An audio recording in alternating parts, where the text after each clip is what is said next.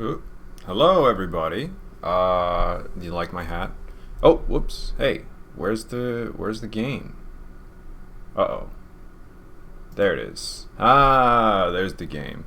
All right, it's back to Bloodborne. We're playing Bloodborne today, and as you can see, I'm wearing some special clothes that I definitely did not draw like 5 minutes before the stream because I realized, wow, it's almost time to stream already.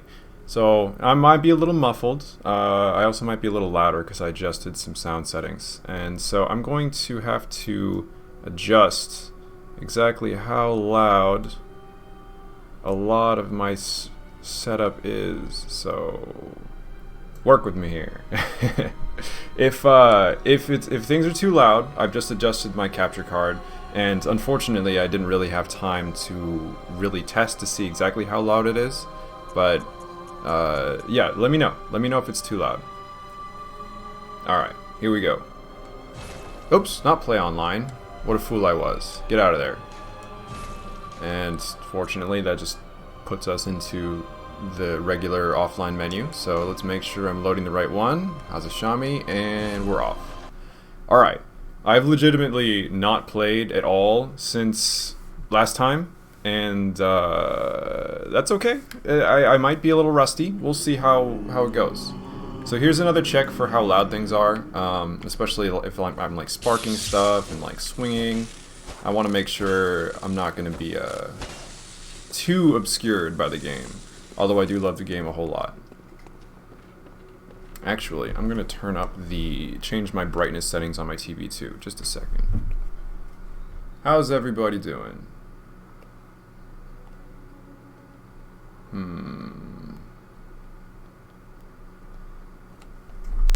Alright, I think that'll be good enough. It's because the days are getting longer, it's brighter outside, so it's kind of reflecting off my TV a little more. It's just something to get used to. Alright, last time I was playing, I had cleared the Witch's Abode. We had cleared Hemwick Charnel Lane, and that means... Oh, and we did Vicar Amelia, and we did a couple of side quests, NPC side quests. So we should be going to the Forbidden Woods next. The Forbidden Woods is accessible from... Let's see, let's go to Cathedral Ward. Because you always go to Cathedral Ward, as it turns out. Always, every time, and here, now, and forever. Alright. Thank you. It's very comfortable. The leather is broken in and worked down, so it's and well taken care of. You know, I appreciate the last owner. They're hand-me-downs, and you know, a little adjusted to fit my gigantic round head, but I hope they'll protect me. Okay, so we are back, and one of the important things that I hope I did, actually... You know what, I'm going to just double check. We're going to run back to the Grand Cathedral where we talked to Vicar Amelia, because I'm not sure if I actually did one of the very important things you're supposed to do in there. I might have just left right away. Oop, hey, there's even some items over here. So you can see I've got my lightning hammer out, or mace, or whatever you want to call it. Oh, more stuff. Don't hurt me. Oh, 6 blood vials. I'll take them. Thanks. Excuse me, everyone. But my lightning mace is going to be the star of the show today, because the forest, despite, you know, you would think there are a lot of beasts in the forest, and they're a little different in there, and you'll see exactly how. Ah, yeah, I didn't do this. So what's important is, after you beat Vicar Amelia, this is incredibly important, you have to touch this. A big old skull on a big altar that is huge and impressive, and there's lots going on here. So let's inspect it.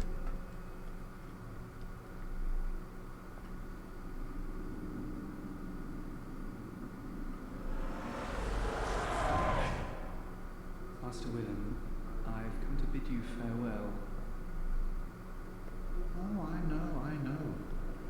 You think now to betray me. No, but you will never listen. I tell you, I will not forget our abbey. born of the blood, made men by the blood, undone by the blood. Our eyes are yet to open. Fear the old blood. Fear the old blood. That's important. Take my leave.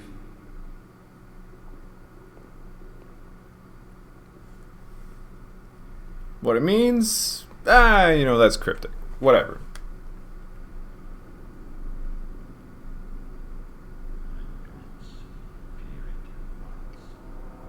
Yeah, that's probably a pretty good idea. Anyway, so we just touched some crazy skull, and it gave us a portal into someone's memories that aren't ours. How very strange. Oh well, keep moving. So that's one of the...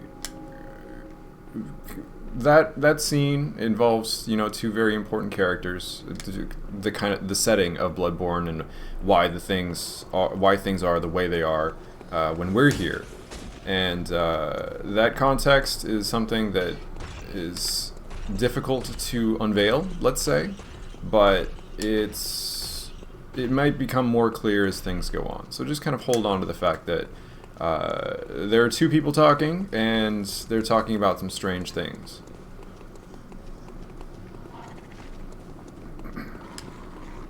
In the meantime, I'm just running around. Hi, old lady. Wait, did I go too far? I think I have. Yeah. We actually want to go this way. We want to go out that big front gate. So I'm going to go up and left, and then I'm going to go down. There was a spot that I had gone that I was like, I wanted to go find an NPC and talk to them, but they hadn't shown up yet, and they should show up now. And, well, even if they don't, that's okay. I didn't need him anyway. There's a bunch of stuff around here, but it's not that important. We just want our eyes on the prize. Excuse me, everybody. Just walk through all these tombs. Everywhere is kind of labyrinthine, and he's still not here. Okay, well, I guess I just have it wrong with where and when he shows up. That's okay. We are leaving Yarnum for the first time. We're getting out of the city, and we're gonna experience some nice, crisp forest air. So some guy whispered the password to us. We said it, and it must have been this guy, right? Well, that's weird. Alright, and we have a little more insight. So the door was opened by a dead guy. That's normal. That just happens. I mean, that happens to me like every Tuesday. Okay. We are in the Forbidden Woods, a murky, foggy, nasty place. And also kind of maze-like. This place, the first couple of times I've played through this game, it's been a little tricky to get through, I'd say, because it's hard to tell where you are. It's easy to get kind of sidetracked and get lost. But if you actually know or understand the basic layout of the area, then it feels a lot easier to get through. Ow! Okay, I'm glad he didn't track too well, because that hurt a lot. A lot. And I don't want that to happen anymore. But the basic layout of the Forbidden Forest is that there's a left path, a middle path, and a right path. Kind of over and over and over again. This guy would normally be a problem, but we have lightning. Ow. Give me my health back. And once you understand that there's a left path, a middle path, and a right path, once we start getting going, anyway, we're still on the early parts of the forest. It's pretty linear. It becomes much easier to understand. I still get lost though. This place will mess you up. And the threats, especially, definitely contribute to you getting very lost, because they make you move around, and they're scary, and they really demand your attention. And when you're done killing them, if you make it out, oops, ow! you're not so sure where you are anymore. But we'll make it. I'll show you guys right through. No, I don't want to return. Okay.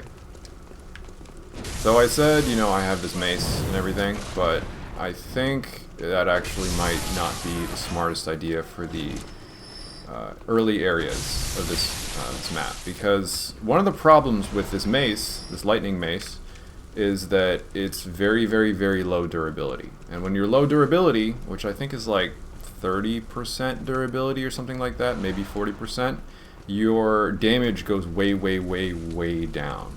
And on top of that, this weapon is arcane, and it's kind of it's apparently very interesting to maintain, or very complicated to maintain, because it's also very expensive to repair. Most weapons you can get away with not repairing because the game allows you to oh yeah, burn, nice. Oops, I got a little too into that.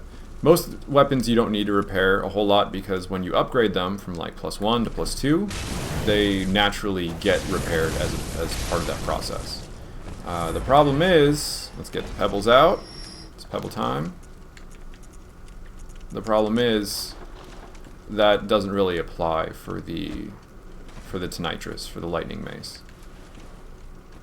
This guy's a little annoying. I actually do have to just sit here and wait, because if I hit him with the whip against the shield, I bounce.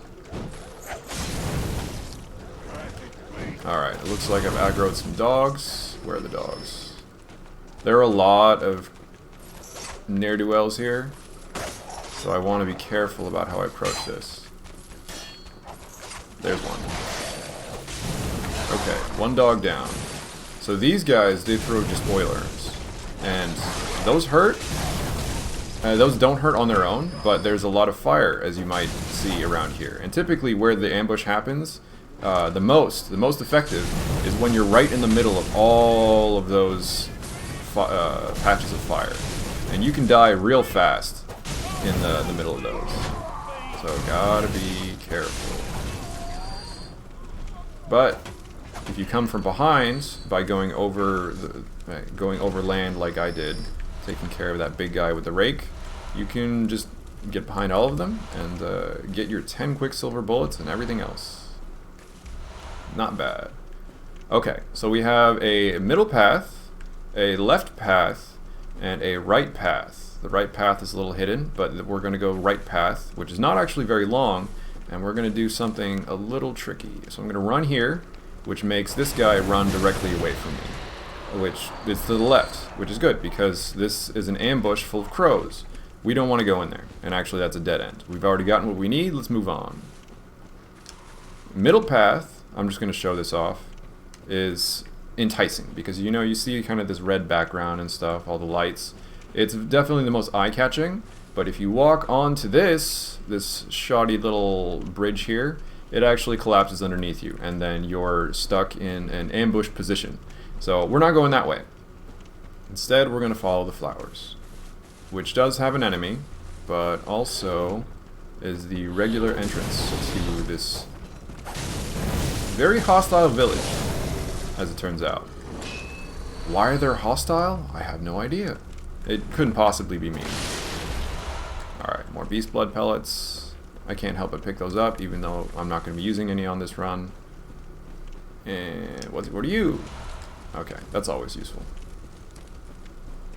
Okay, so now again we have a split in the road, so we can go right and, you know, enter this nice village that's not falling apart at all. But you see that there's a pile of wood here. That's a little inconspicuous. What's that thing up in the tree? Man, that looks a little spiky. What happens if I step on this? And, well, I know what's coming. Yeah, they're expecting visitors, basically. And you don't want to get hit by that. That'll take you out. Especially if you don't level up vitality all like I have. So we're going to go left. Even though I tripped that trap, I'm still going left. Because, one, there's some good stuff here. Some quicksilver bullets. But also, someone to talk to.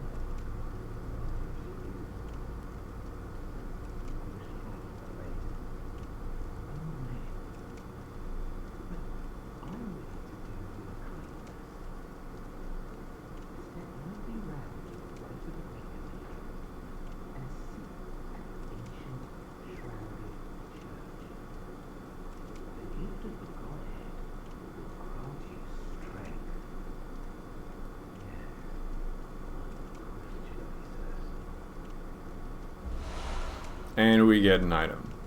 Now, that's not suspicious at all.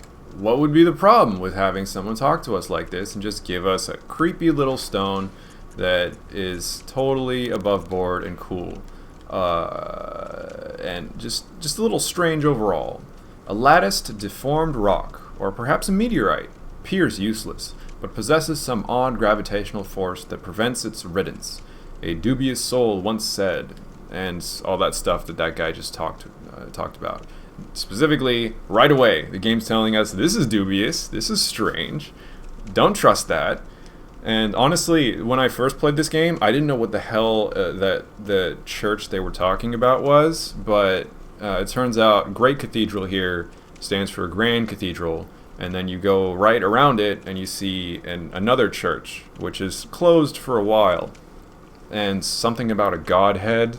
I don't know what a godhead is. That's some like Binding of Isaac item or something. Anyway, we're going to make use of that later. It's optional and kind of a nasty place, but we're going to check it out. Don't you worry about a thing. Okay, so once again we have a split. We can go left or we can go right. And this time I'm actually going to go left because there's something I want to show off. This is an area that I didn't know about for a long time, but it's certainly hidden, and hidden on purpose, but it gives some perspective about some certain things. Oh wait, hold on. I'll do it after the first shortcut in this area. There's a reason that I would want to wait. So yeah, no, okay. I know I'm teasing this new content, this secret thing, but it'll be more worth it if I come back later. No problem. And I will.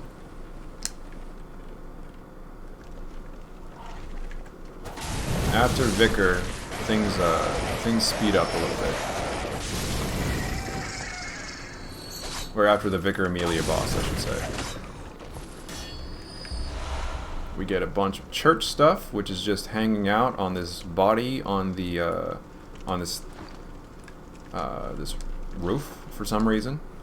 As it turns out, I'm not actually going to go through and read all the descriptions for those items, but basically there's the white garb church members and there's the black garb church members. The black garb church members are supposedly healers. They're supposed to be like nurses and doctors and stuff, but they're more kind of just their policy is more like we should kill sources of infection before they can spread anything. So they're really not healing anybody. They're just kind of like they're finding where the plague is spreading and they're quarantining them and then, you know, just killing everybody. That's not so nice. And as a result, places like this that have set up traps and such that know the infection is here but don't want to be ruthlessly exterminated by the church have set up traps in order to keep invaders away. Stop. We haven't seen one of these guys in a while. Stop that. No, stop that. The white garbed members of the church, though, they're a little bit more on the research side. They're kind of more high level, and they have some interesting ideas about what it means to handle the infection.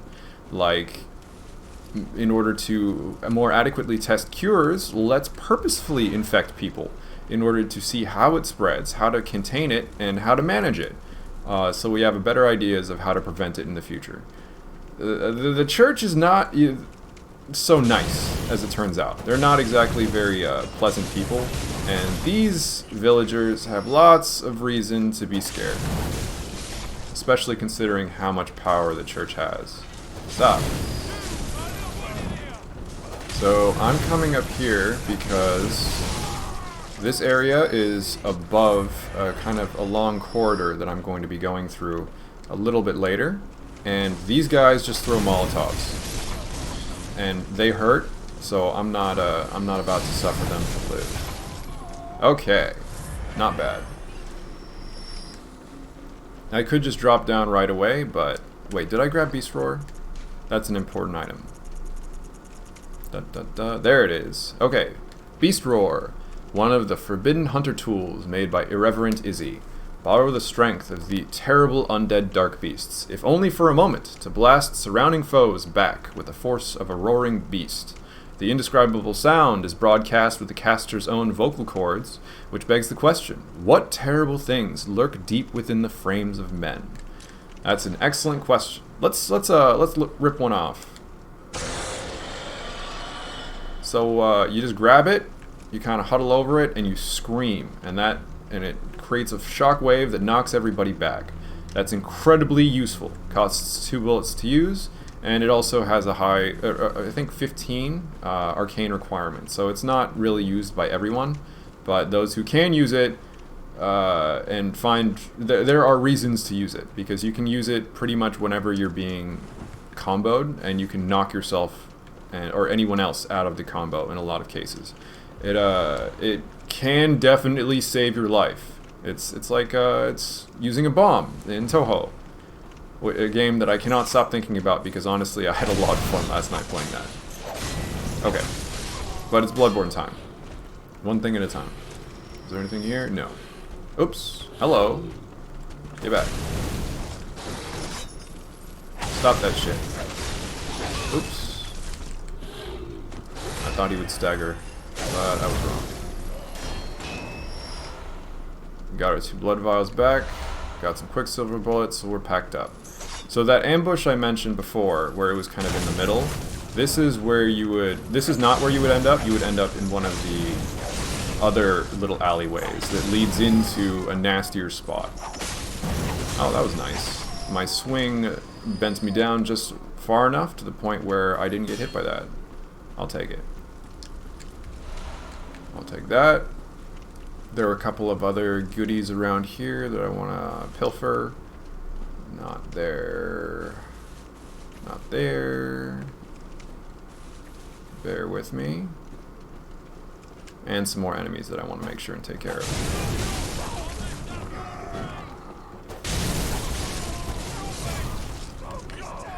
That was a little dicey. I don't really like attacking towards the camera because what I'm looking at is a lot harder to look at. But it's also hard to move around, attack, run, roll, and control the camera at the same time. There are some people who kind of use this claw method where they actually stick their forefinger over their... they use their thumb on the right thumbstick, their finger on the face buttons, and they use their middle finger and ring fingers for trigger buttons. That's not me. That's too hard. Alright, we have another trap in the middle here. There's nothing really down there. I think there's just one item and a bunch of crows, so I'm not going to bother. And we're going to get the fuck out of here. So, let me just remember where I am. We're going to go towards that alley full of oil, which is all nasty and gross, full of swamp corpses. Don't hit me. Thank you. There's 4 of them. And we move on to the next area. We're going to take a right away, because there's goodies. But it's actually more than goodies. There's a shortcut. And this is one of the houses I kind of passed over.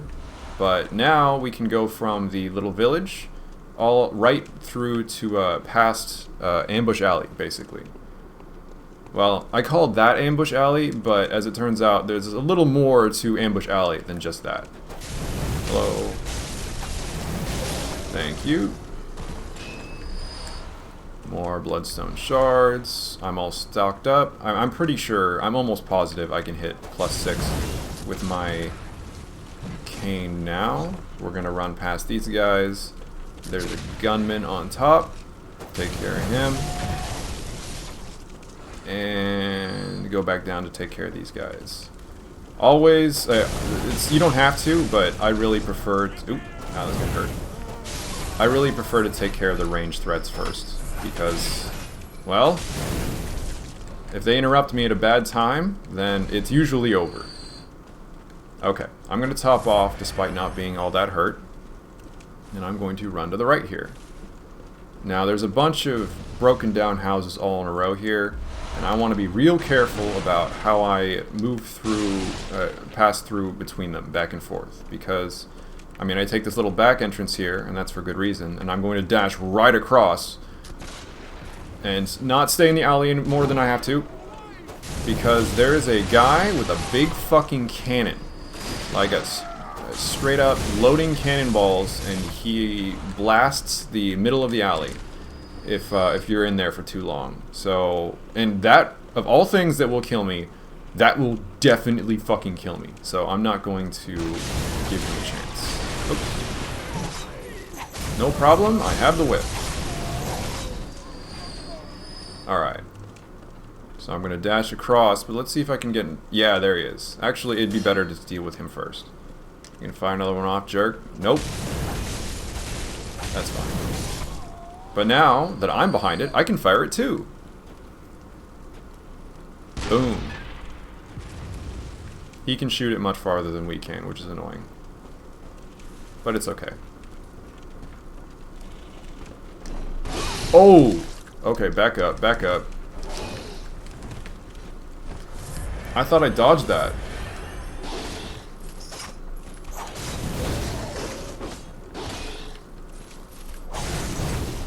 Let's toy with our food a little bit.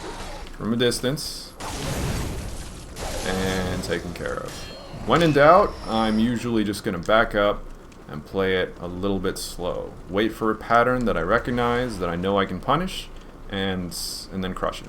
I just got cocky and ate a big ass hit. But I didn't die, so it's all worth it. It's all fine. No problem.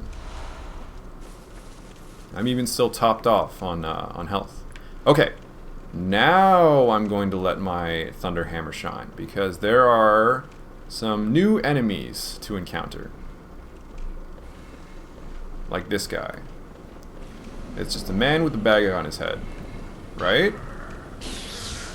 Wrong! He's full of fucking snakes. And snakes hate lightning. So we're gonna kill his ass. No problem. That one's a shocker. That one is very, very, very shocking.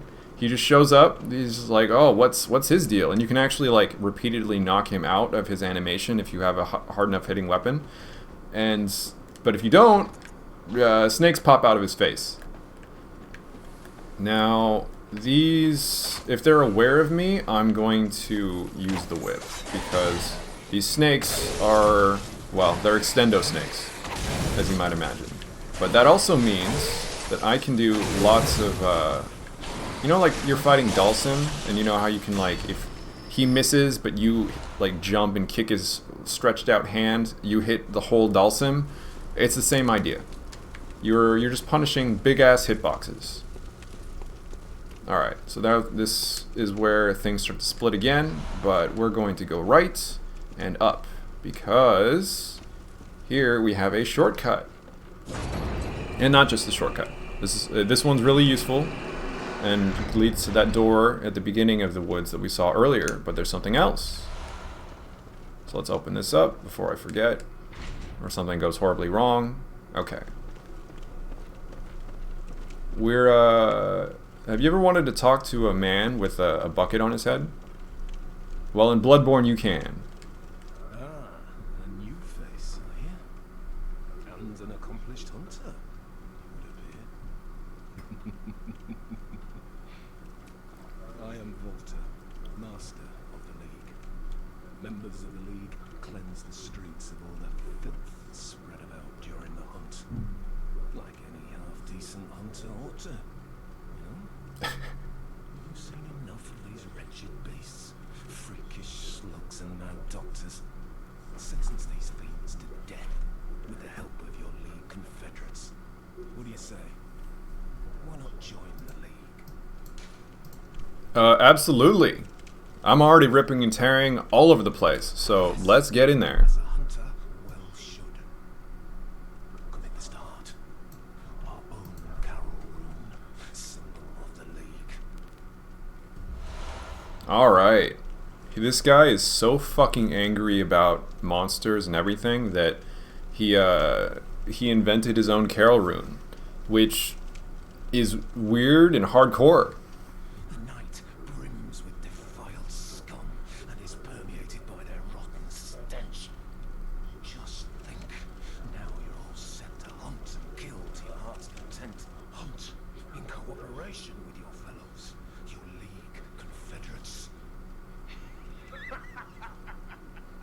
Having a normal one. This guy is real fucking pissed off about everything. And he loves killing. But there's no actual penalty for joining any particular covenant, and this is basically what this is. Dark Souls has covenants, Bloodborne has covenants, it's the same idea. And well, I'm gonna get as many as I can. Those who bear its rune will see vermin.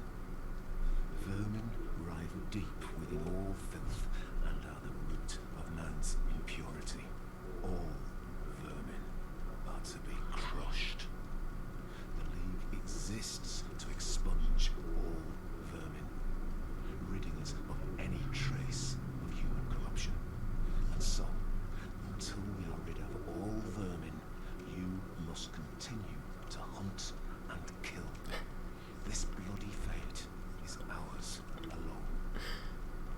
Do not expect the world to grasp our work. But remember, the Confederates will always have my blessing.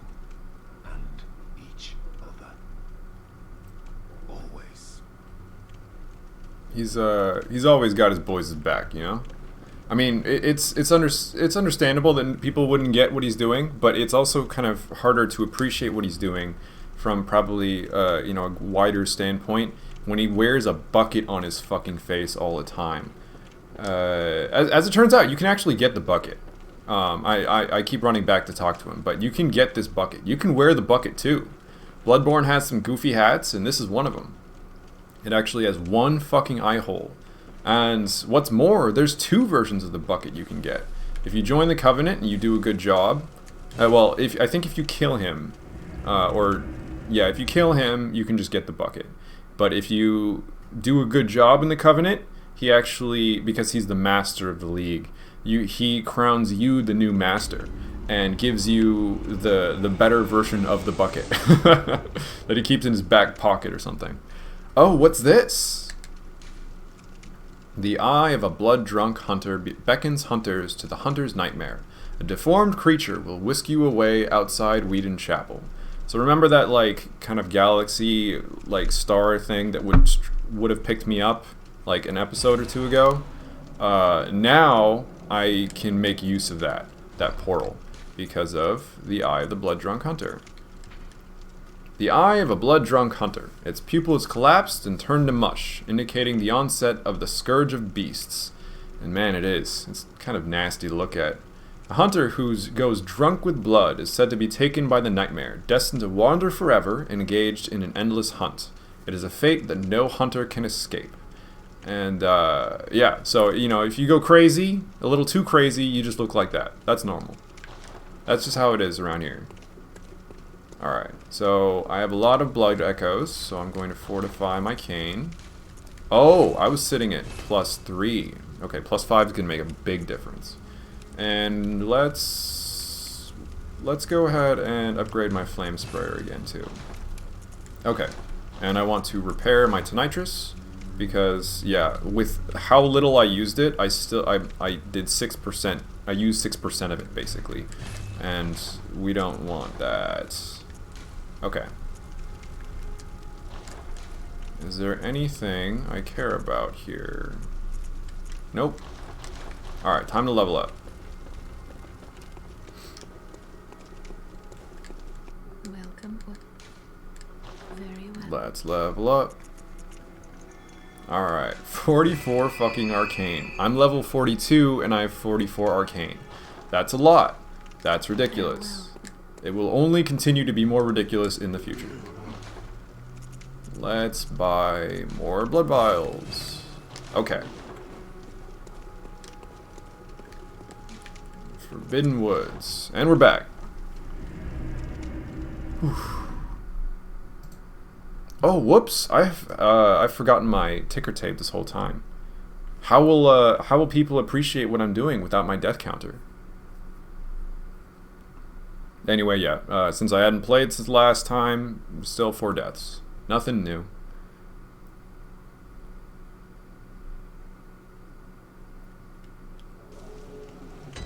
Alright, so we're going to take a nice little shortcut here.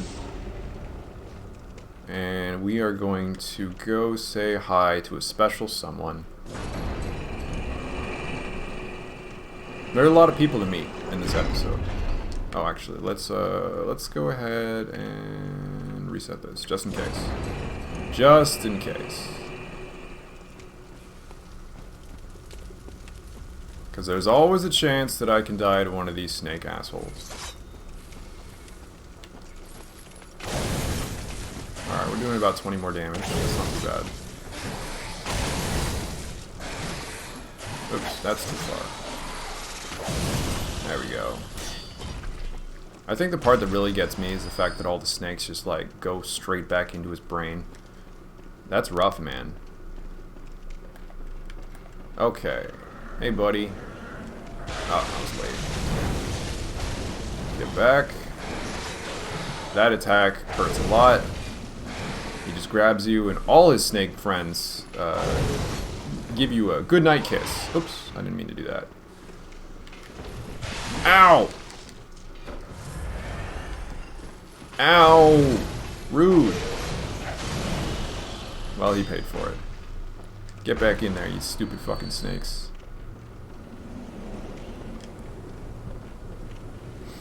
Okay. So, once again, the path splits. And this doesn't seem like much of a path, you know, when you have to fall down and take damage for in order to get through. And, you know, you're just kind of like over a cliff, too. What kind of path could this possibly be? I'm not going to fall for that one again. Ow!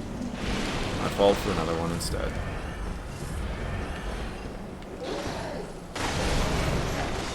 Alright. But we can climb this ladder and get access to a different little part of this area. Or of this big windmill, or whatever it is.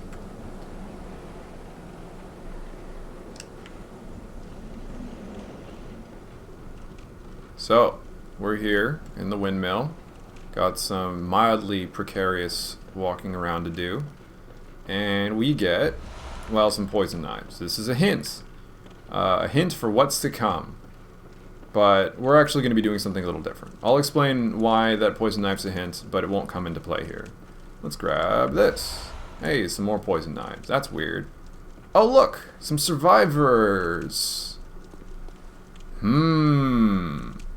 Now, I don't know, but something about this seems a little bit wrong. He seems a little busy, but let's see what he's up to.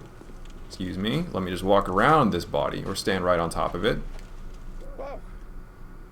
Blimey, don't scare me like that. On a night like this. Oh, you're talking there. Oh, thank the stars, you're fairly normal. He has a head wrap, you can't see me. Was it you who put down that awful beast? Ooh, that thing had me trembling, frozen in my boots. And then you came along. Well, if you're a hunter, then would you know of any safe havens? Oh, you wanna hang out with me, dude? I don't know about that one. That seems a little strange. So, another reason why I have Yosefka's clinic, not just to save the old asshole, is to send this guy to Yosefka's clinic. Thank you. It's about time I made a move. I can't very well stay out on my own. Oh, you're giving me hope. Terribly kind of you. Take this. It's all I can offer us, thanks. Thanks, man. So, yeah, this guy is definitely not eating just regular human people. And man, they're ghastly looking. Maybe they've been dead a while, who knows. Anyway, he's eating people. Maybe he's real hungry. He seems pretty emaciated. But that's not cool, man. So we're going to send him to the Yosefka's clinic, who's also not very cool, but they can be not cool together. And we can see who comes out on top there. There's another reason to get up here, which is to drop down, because there's this item. We get a fucking cannon. So, you know, like, I've been using a torch and the little, you know, a little bug spray. But what if I had... Oh, I can't use it. Yeah, I need 30 strength to use this thing, which is a lot. I'm frail. But basically, you can just have a cannon that's the size of your entire body, and you can launch cannonballs out of your fucking cannon. It's really, really, really useful, actually, if you plan on doing a strength build. It's a really good strength weapon. There's not a clean way to get down here, so let's just pop on down. Oh my god, I've never actually done that before. I think that was a really clean way to get down. That's odd. Okay. So we've done that, and what's a little different is we're gonna go... not backwards. We want to go back through our original shortcut. We're not going home, it's a more chill way to get where I'm trying to go.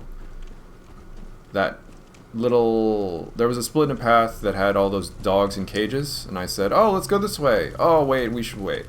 I'm gonna go there now. But I didn't die, so I need to call the shortcut back. Oh, there's lots to do in the Forbidden Forest, and it only kind of adds to how maze-like the area is. So a lot of this is just because I've memorized how this goes. I'm well used to it by now. Okay. And there's no need to fight everybody. They can live. I don't mind. There's actually another trap here that I'm not going to bother with. Excuse me. Once again, take the top path because there's less that can go wrong this way. Don't do it. Ah, perfect. Thank you. Oops. Get that guy for some health. And run on into the village. Excuse me, everybody.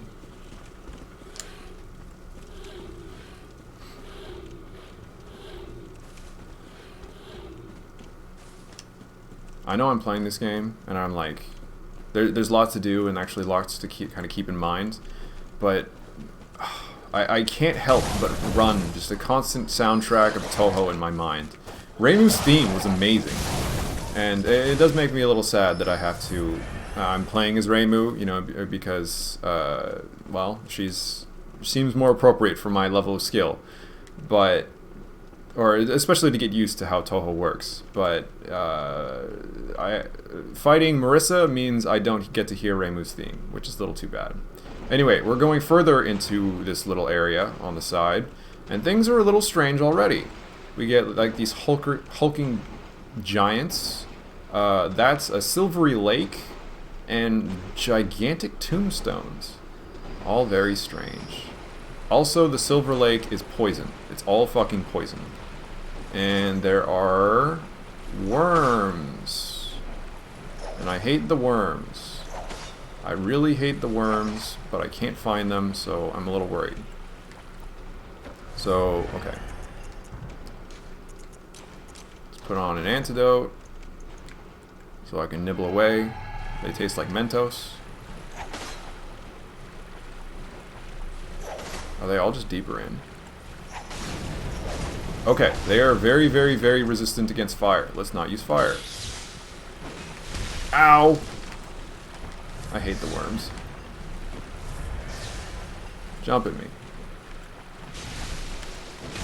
Stop! Oh, they gross me out. Another worm down. Worm 3!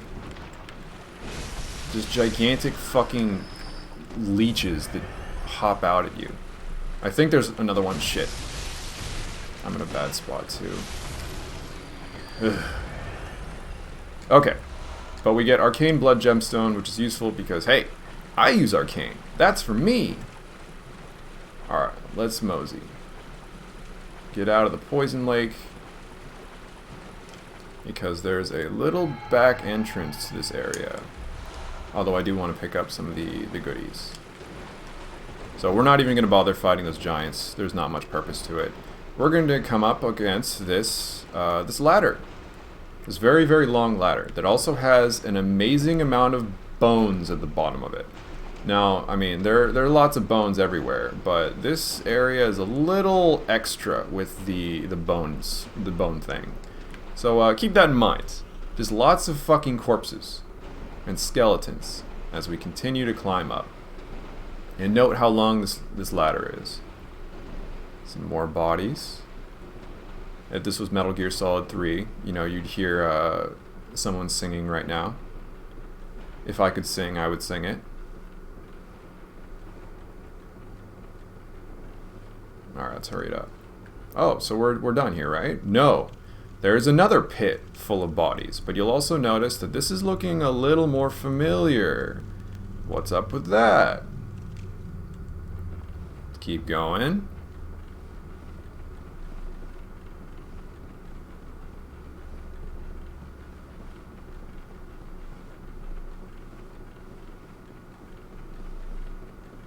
And we're back in Yharnam. But not just anywhere in Yharnam, actually.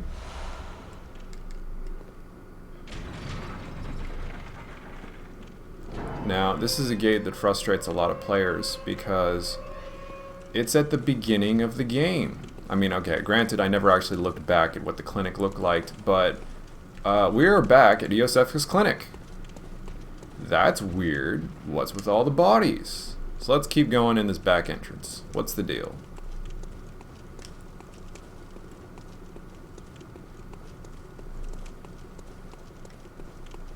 And one brain sucker. Let's make short work of him. It actually might be good to show off what they can do at some point. There's one that I can easily show off, you know, their grab attack, which is interesting. It's pretty. And pretty fucked up. I'm doing so much damage to crows that they just die in one hit. Nice.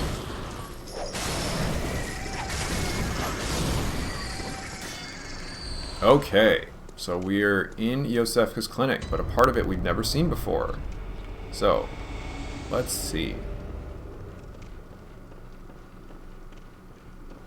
If we go to the left, we see a nasty blobby dude. And notably, he is doing something that's probably a little bit familiar. So remember the guy that was eating people, or probably eating people. It was just circumstantial evidence. We don't know. He wasn't actually making contact. He didn't move his mouth. We weren't sure. He's doing it again. Oh, uh-oh. Sorry. Was that a bunch of emotes? I just set Nightbot to be like, if you put in like 10 emotes at the same time, Nightbot gives you a 5-second timeout. Anyway, let's kill his ass. And he dies real well. And we get Beast, which is what he would drop if we killed him over there. But he's actually very, very, very, very, very hard to kill, which is why I did it this way. You can cheese him. There's a way to do it. And, well, it's poison knives. But I didn't because I wanted to send him here. There are a couple other things that are useful to grab in Iosefka's clinic, so we're going to grab them. Communion, that's for more blood vials, that's nice. I think that's it's one stage better than the current one I have, which gives me 21. And let's go this way. Oh, you just wrote ellipses. Oh, okay. I think then I need to adjust some settings. How did you worm your way in here? Very unfortunate. I had such high hopes for you. Well, I don't make any excuses. Would you mind leaving us alone? Things need not change. You'll do the rescuing, and I'll do the saving. But if you refuse to leave, oh, try my hand on a hunter.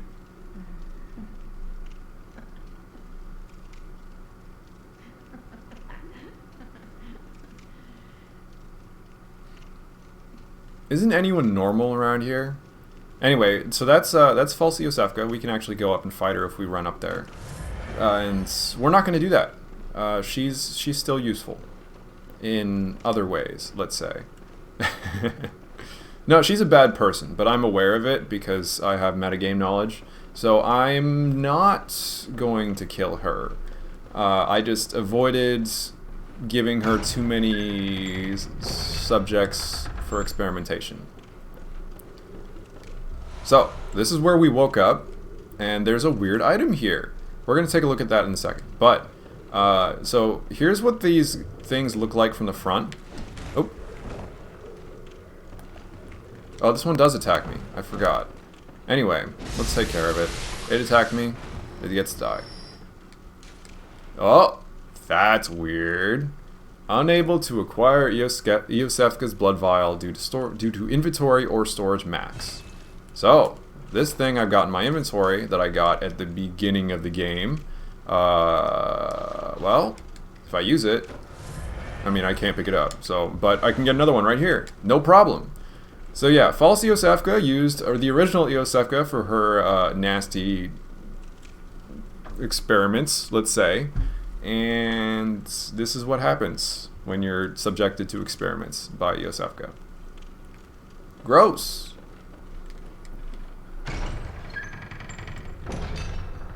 Oh, yeah, hold on. And the other thing that I got, the Canehurst summons. An old blood-stained summons inviting an honored guest to forsaken Canehurst Castle, or Castle Canehurst. Rather bafflingly, it is addressed to you. Do not hesitate. The stagecoach leaves from Hemwick Crossing.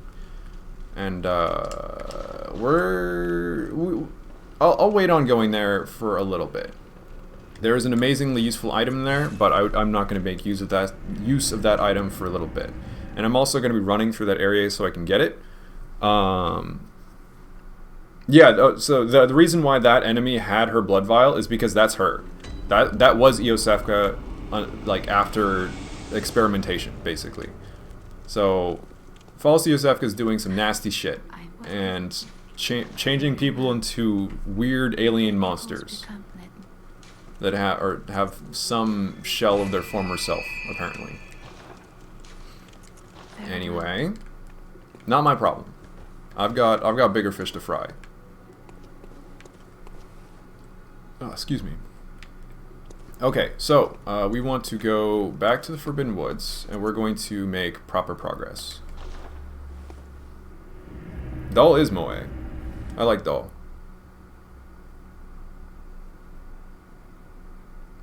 Doll has some interesting questions too. I should have talked to her to see if we could get some more of those.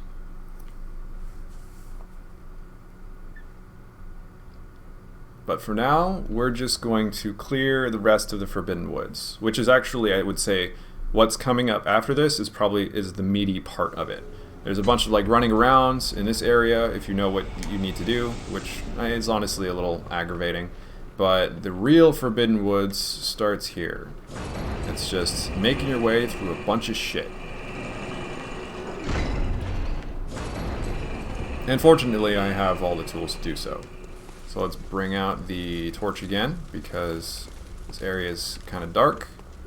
And we want to keep an eye on the bushes. Well, actually, first let's go this way. There's a little bit of a gap here, but we can jump it. Boing. In general, this is one of the areas where it tends to split a lot, where it splits a lot, and where the splits become really, really kind of, they start to matter a lot more. Oops. Don't do that. Ow! Take it easy, man. And take that. Okay. Ouchie. But if you kind of just stick to like a right side or a left side, it's really not so bad. But there's a new enemy. Instead of having snakes pop out of a face, how about a bunch of snakes that are wrapped up in each other in a nasty little way? I hope you like them, because there's a lot of them in this area. There's just a lot of fucking snakes in the Forbidden Woods, as it turns out. They're not crazy resistant to fire, but they're reasonably weak to thunder, which is why I'm going to be using the mace, despite its much, much, much shorter range. It only takes 2 hits.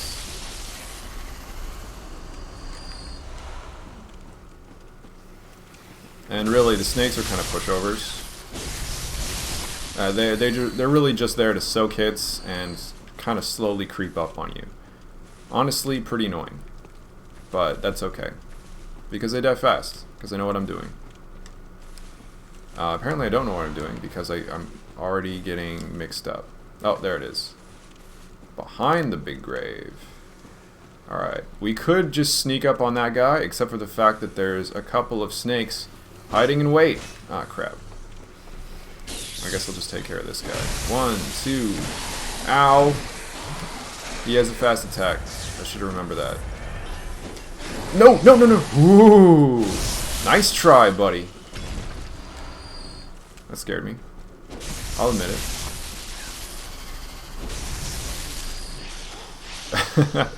Just kind of trying to club me with his neck. Well, not today.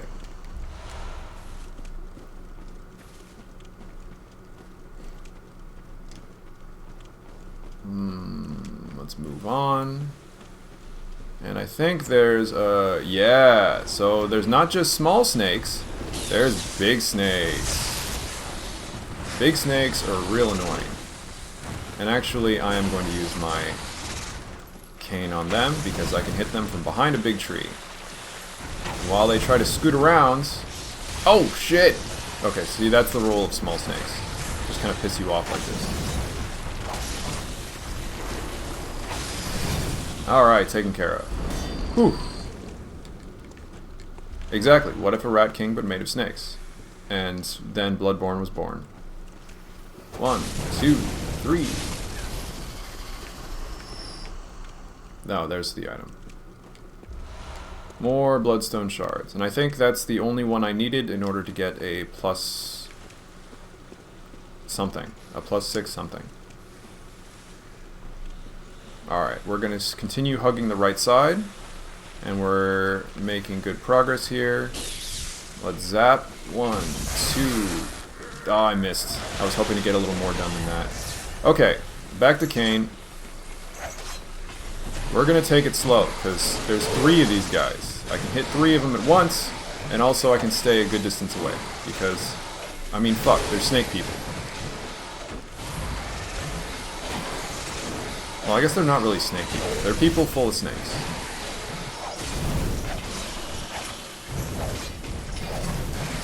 Ow.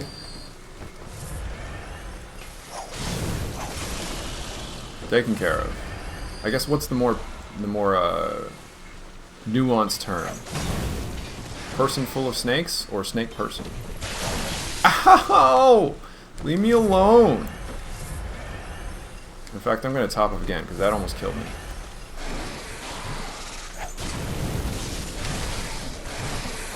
Just die, please. He did not just die. He will now. Oh, all that blood on the ground. That was scary. Big snakes, yeah, they've been around so long that there are mushrooms growing in them. That's right. Mushrooms are a okay, I've written myself into corn here. Virulent? Virulent? I don't even know how to say that word. And I'm looking ridiculous trying to say it. Okay.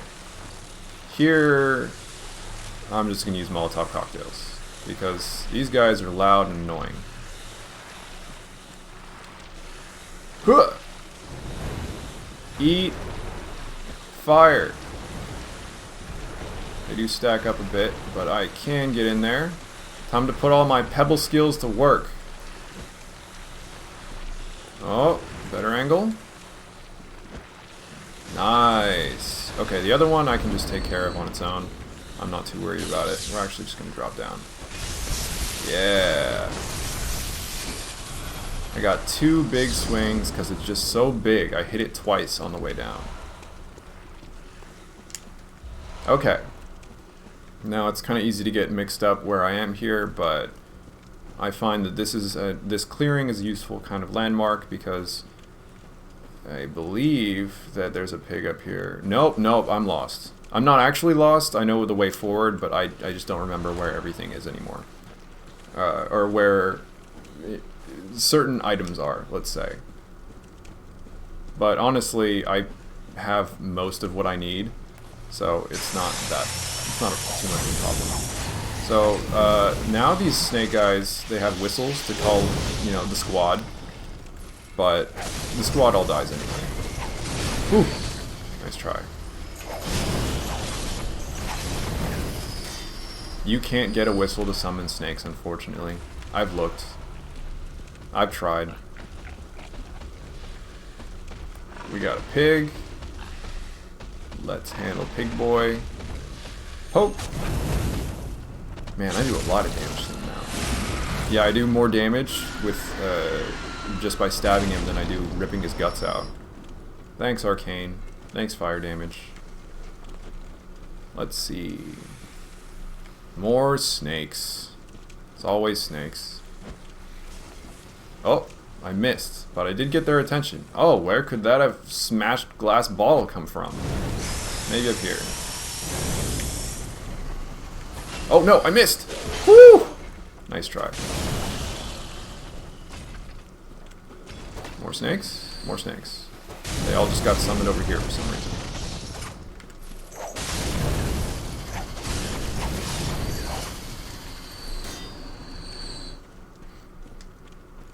Yeah, my hunter is, in their previous life, before they came here, and got all worried about the fact that they have some terminal disease of the blood or some shit, they were the best in their baseball league.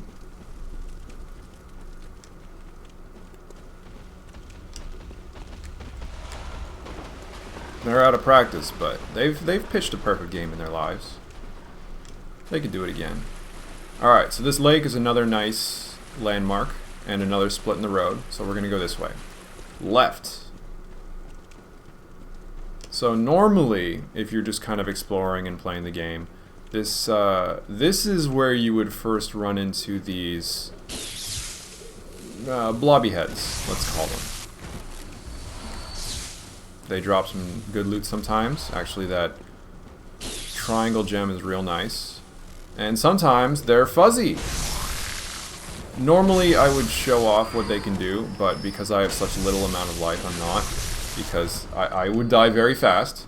As it turns out, oh, and kind of like the snakes, you know. Maybe they were snake people, but they were turned into, you know, these blobby heads. And the little tendrils they had were what the snakes were. Anyway, they can cast spells. And I don't want to get hit by any of their spells. Not for a while. I don't want to risk it at all. The exact reason why they're all hanging out in this little kind of cove, I'm not sure. I'm not actually sure why they're just hanging out in here. I guess this is just their little hideout or something. Not anymore though. It's mine. I captured the flag. I stood on the point. It's my capture point. Okay. Back through the forest. So there's that upper path I came from, this lower path, and this other path to the side, which is actually, I'm pretty sure, a dead end, so I'm not going that way. There should be a pig here. Why isn't there a pig here? Oh, the pig just moved all the way over here. That's okay. If I can kill it fast. Oh, yeah, okay, we got it. If I couldn't kill it fast, it was blocking the entire way, and I didn't want to deal with that. I would have just run this way, through another little swamp. Who doesn't love little tiny swamps full of long-limbed corpses? Okay. We got another pig. And this pig, I'm gonna let roast himself. Toasty.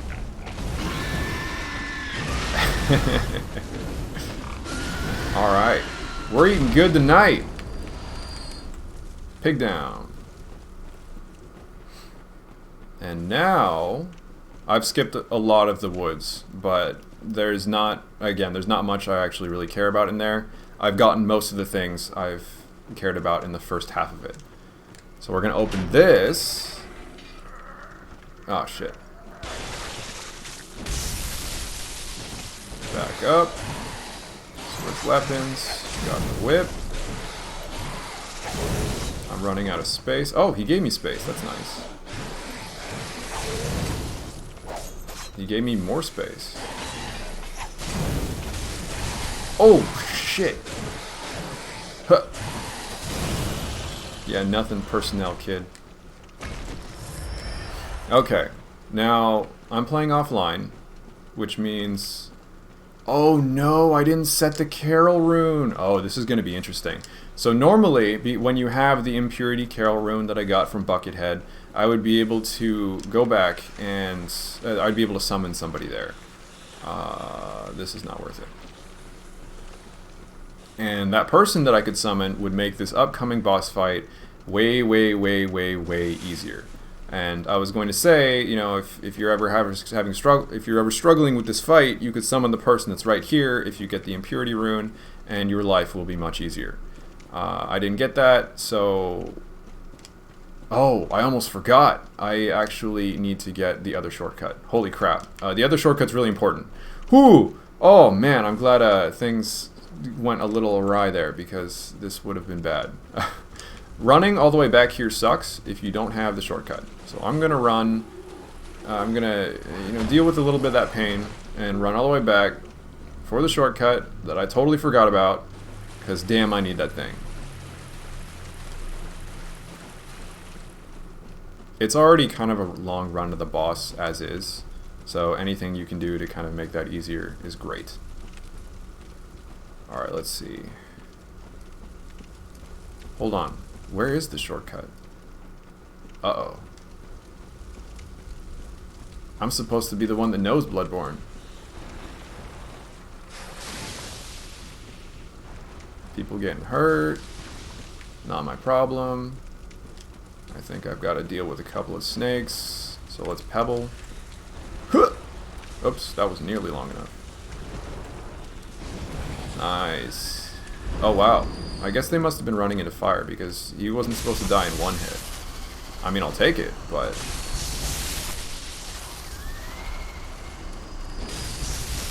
Oh, I'm remembering now. That other place that I said was a dead end, I'm pretty sure that was a shortcut. I'm getting some serious slowdown because of all the particle effects. And we're running back again.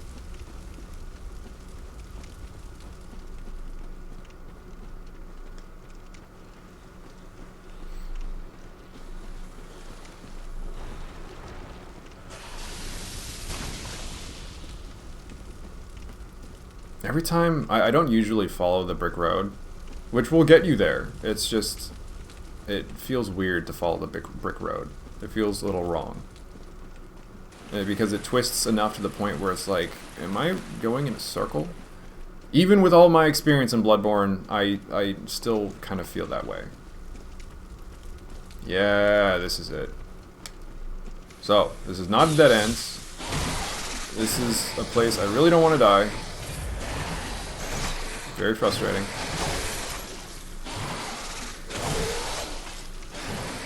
Let's use the old whip him through a tree. Hey, it worked.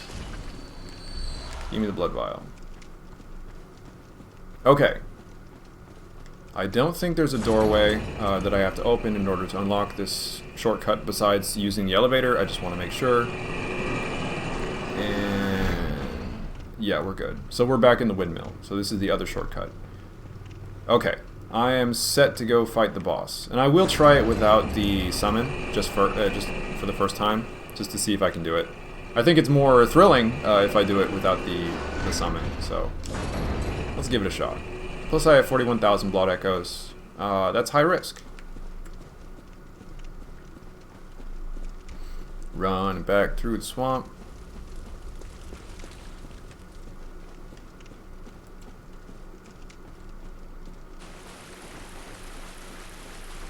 This game's so cool.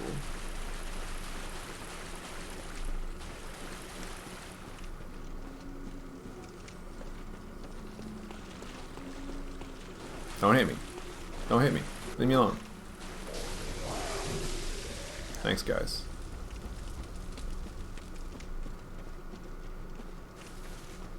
Alright.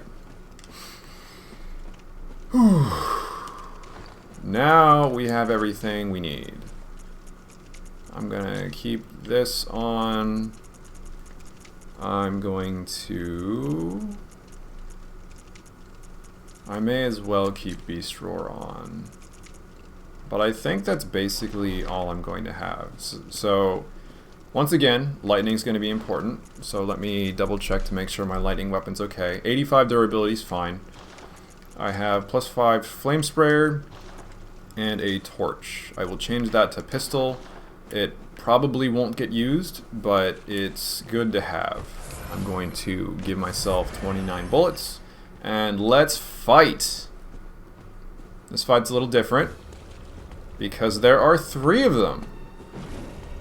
And normally I would take care of the guy that's throwing fireballs at me because he's pretty easy to get.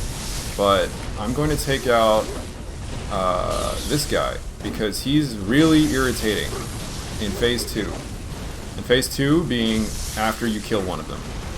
But basically this boss fight is about managing who's on your screen, managing space, and making sure you're not overcommitting to anything. You just play it slow, get a hit in, and back off. Which is why playing with that other person, or like playing with the summon, is really nice. Or summoning that other guy, I should say. Because you divide the attention on yourself a lot. So when these guys are low enough... Yeah, they're doing it now, so I can kill one. And they have snakes too. They're full of snakes, and they all get bonus abilities. Ow.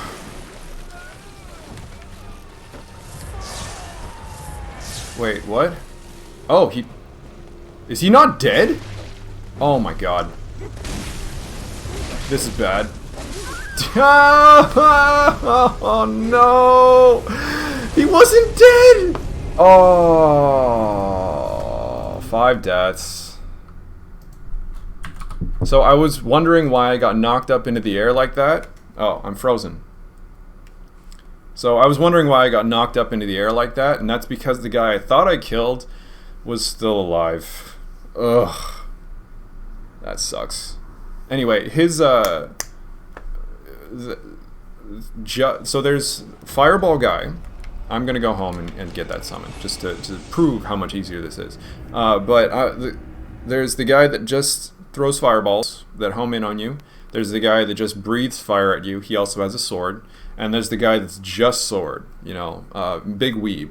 If you, in the second phase, the guy that's just sword is especially annoying because his arms all get, he becomes Stretch Armstrong, as one of my friends has called him before, which I like the name of, because he can hit you from a long, long ways away, and he will. It's really, really irritating. The fireball guy is irritating in phase 1 because he's, you know, constantly pelting you with fireballs, but it's way worse to let the melee guy live. So I've come home, but yeah, anyway, coming home, I've put on the Impurity Rune, which gives me access to that summon, and I'm actually going to change some of these around because I've gotten the clockwise metamorphosis and anti-clockwise metamorphosis. They give me more health and stamina.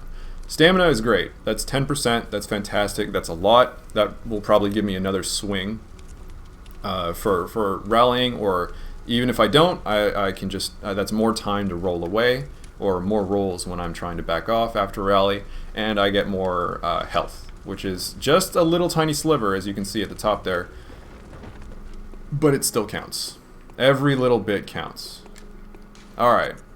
Back to Forbidden Woods. Let's get my 41,000 souls back. Or Blood Echoes back. Wow, it's been about an hour and 20 minutes. I didn't actually expect this, the Forbidden Woods, to take this long. Although I guess I have done a couple of other things, like inspect Iosefka's clinic. That's well worth considering. So I'm going to say probably this area and the next one, because the next one's pretty short. And that'll make for a good stream.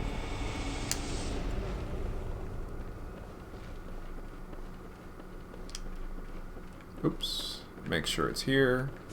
There have been plenty of times where I've actually thought or just assumed that the elevator was there and just stepped right off into nothingness because I forgot to reset it. But not today. Alright. So we're in the second part of the woods. I guess I didn't grab this before. And we are going to just run basically through everything. So it's kind of hard to run through everything at a certain point because there's big snakes and little snakes that practically block the way. But if I'm fast enough, I think I can just avoid them. And here, I'm coming up on it real soon. Yeah, so here's snakes. Can I get past them? Yes, yes I can. And I owe it to 10% more stamina. Thanks, stamina. Alright, so that was the tricky part. The rest is just keep running. There is technically another shortcut, and it is that gate that I opened at the end there, but I don't make use of that because it's kind of weird to get over to make use of that graveyard, and I can also never remember it because this area is long. It's very long. And that's another reason why I typically use the summon for this boss fight, because I hate running back this way. It just takes way too long.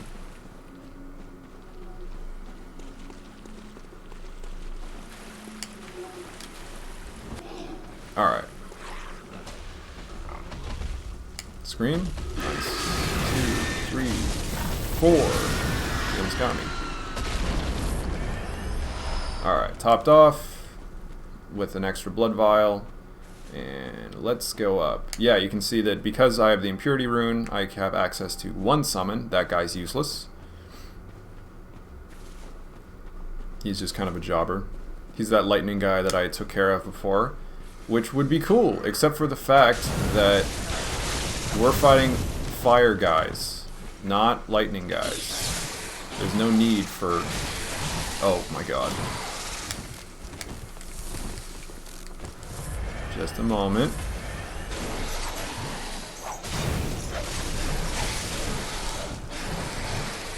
Just a moment.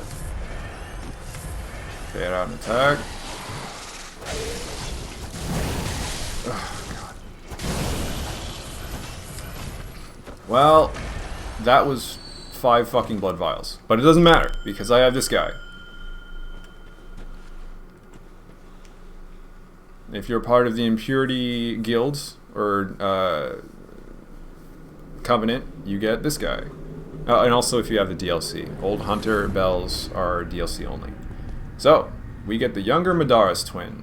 He's part of the League. He's got like a butcher's smock on. He's got a blunderbuss, and he's got a hunter's axe. None of those are particularly amazing against the snake guys, but he also has a ton of fucking life, which is very useful against the snake guys, because that means I'm only handling 2, max 2 at a time, and that guy can just soak up whoever's left. So this should be a lot smoother, but, you know, we'll see. Hey, haul ass, buddy. I should be nicer. He's helping me out. Let's get my souls. And I can basically, like, I wasn't zoomed in on anybody. Ow. Or I wasn't locked on anyone, but I don't mind locking on here because, like, I don't really have to worry about anything. Let's build some stamina.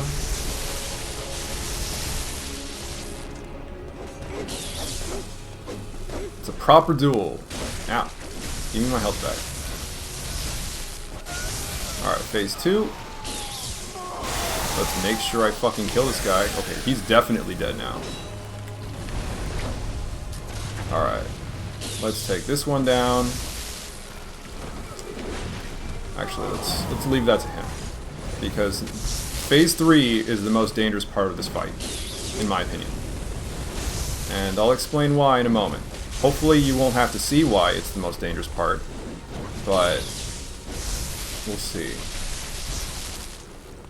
So just chunking this guy down, you can see how much simpler this is. And now I'm immediately running over to this guy, and I'm going to hit him as fast as I fucking can. Because I don't want to give him a chance to do anything. Perfect. Actually perfect. That was ideal. Okay, Blood Rapture. We win. Thanks, buddy. He lives. Oh, I forgot he puts on fire on his weapon. That's nice, too. Oh, okay. So, in the third phase of that fight, which I skipped by very quickly, when 2 of them are dead, the last one, whoever he is, just tries to basically run away from you. And when he has enough space, he'll summon a bunch of fucking, he'll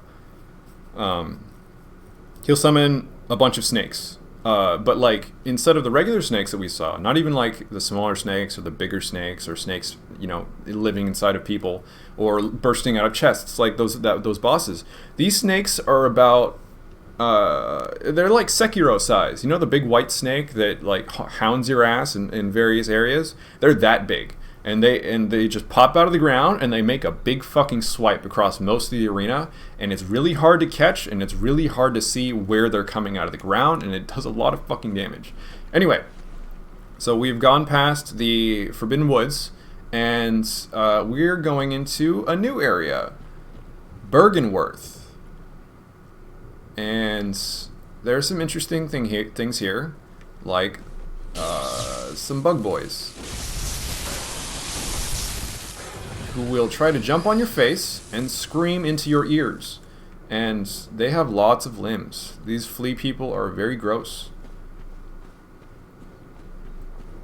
And the reason I'm not going home immediately after that boss fight is because it's basically just that one fly guy that I'm aware of, and then there's Bergenworth, so that has its own lantern, so I'm going to go home from here. Whew. Okay, not bad. So Bergenworth is a college, I suppose, that it's full of more of the alien types, you know? Master Willem was the head of Bergenworth, and they were one of the first sets of people to start messing around with blood.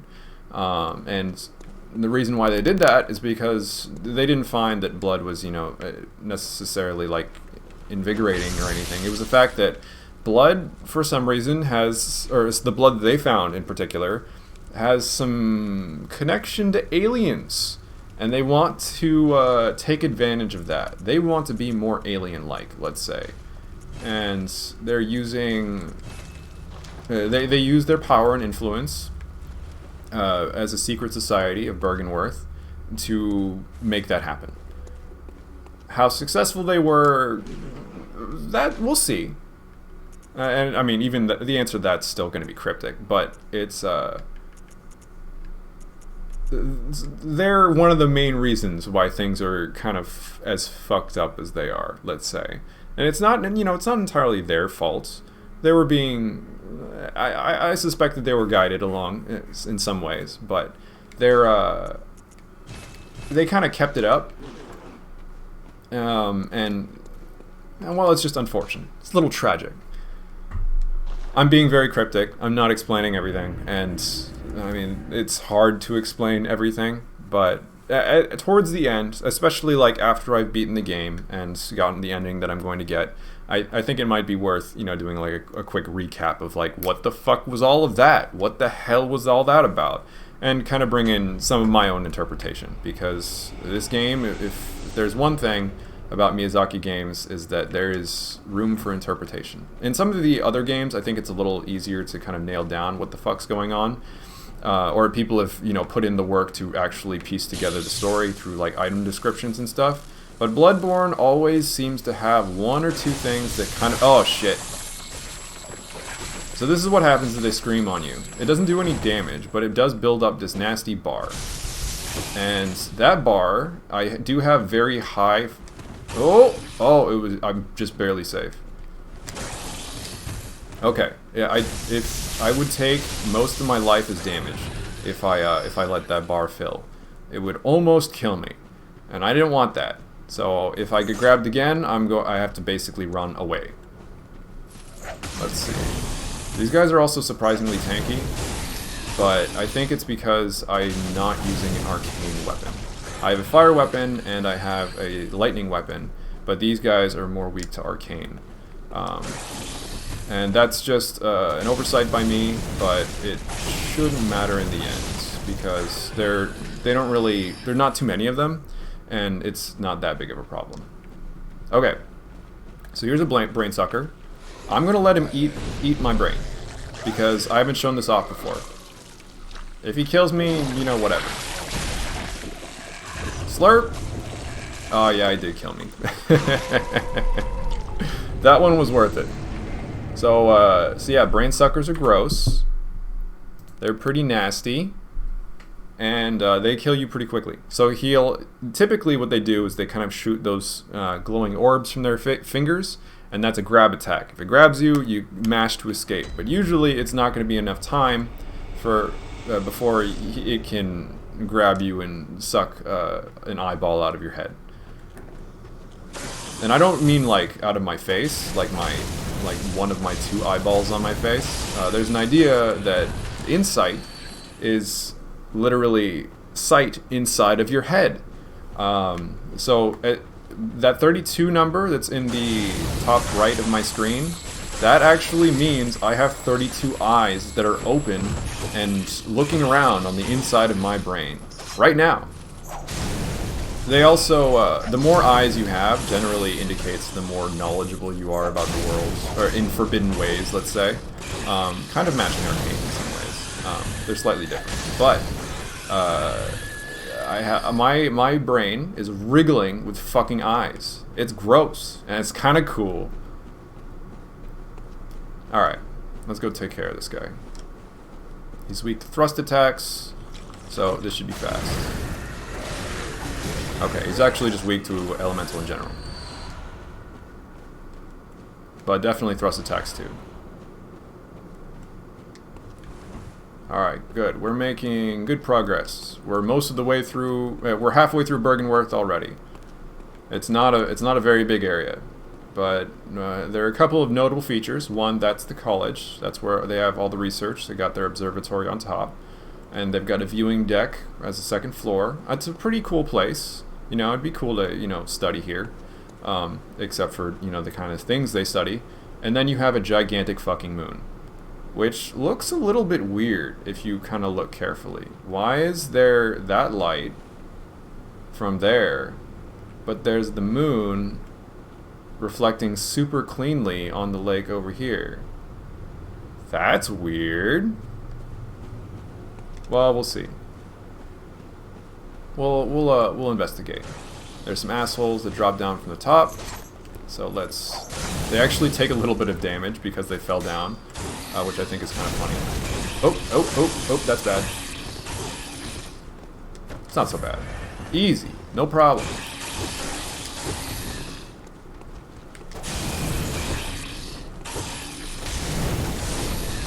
Okay, just one more. And there it is. Whew. It drops some sedatives, which is nice. And over here is one of my least favorite enemies in the fucking game. Centipede thing. With a flower. So the flower's the weak point, but that's really hard to aim for because it's in front and it'll pivot around on its kind of like spine mouth area in order to get to you. So, oh, also it shoots fireballs out of the brain. Oh no! Oh, I got trapped. It's got there's a big hitbox, or kind of like, oops. I'll adjust Nightbot in a second here. Let me actually turn Nightbot off. My bad. I really didn't mean to have it be that severe. Let me just kick Nightbot out. Okay, Nightbot's out of here. You are free to spam as much as you want. Yeah, that's understandable. That thing is big, creepy, and strange, and gross.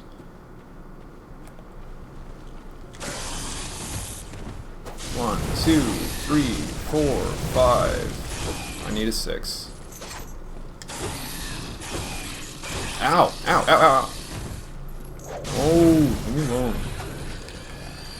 Unfortunately, I would need to get past that guy in order to access the shortcut. One of 2 shortcuts in this area. Only one of which is useful. Alright. You gonna look at me? Yeah, okay. Come on. 1, 2, 3, 4, 5, 6. So let's try and make sure I deal with him appropriately this time. Not gonna deal with Brainsucker because if I just ignore him, he's not gonna chase after me or anything. He likes his little courtyard. Let's deal with the fly boys.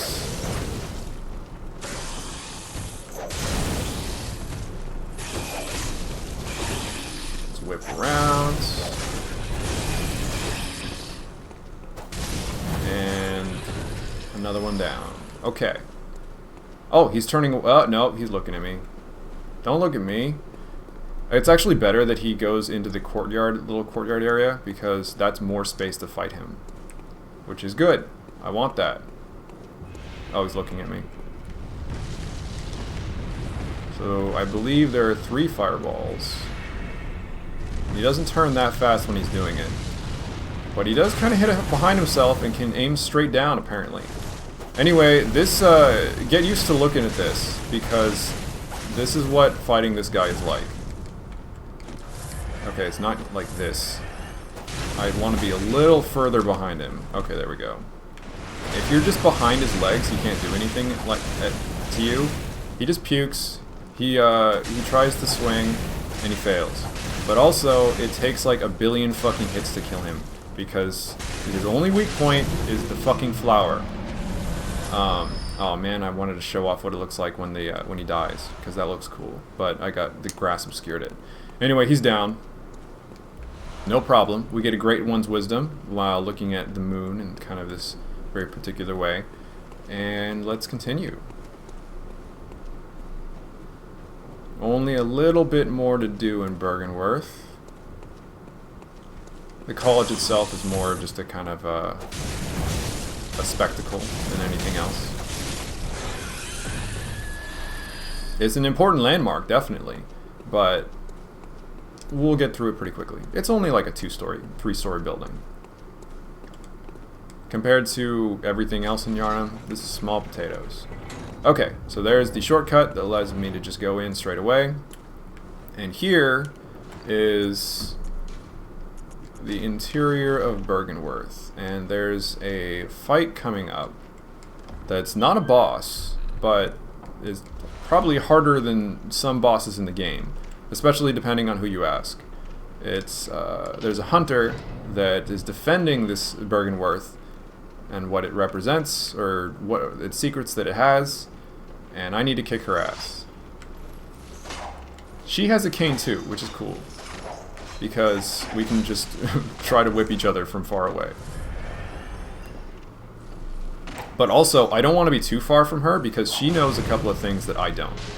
Like that. Shit, I didn't want this to happen. I'm alive. Probably not for long. Okay, I'm alive.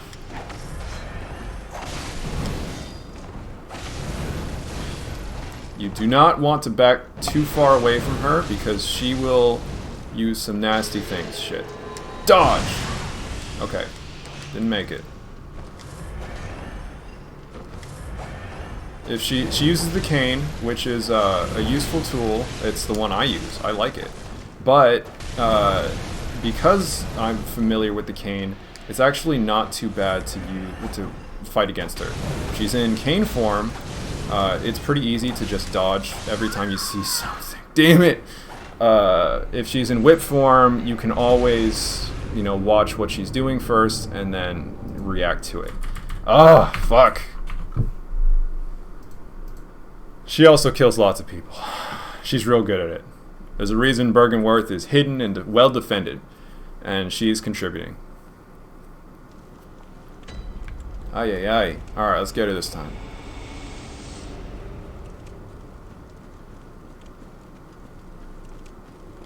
I'm not even going to be bothered by the flea guy, because I'm going to run straight in. Honestly, whatever blood echoes I had, which was probably like 1,000 or something, or 10,000 or something, that's not all that important. That attack is also dangerous. But yeah, if you watch for the whip... Oh my god. Oh no! It's all going horribly wrong. It's okay. I kind of expected her to rack up my deaths quite a lot. It's already happening. So, 3 deaths in Bergenworth. Kind of just one after another. Let's see if I can't get this video under 2 hours. Let's do it.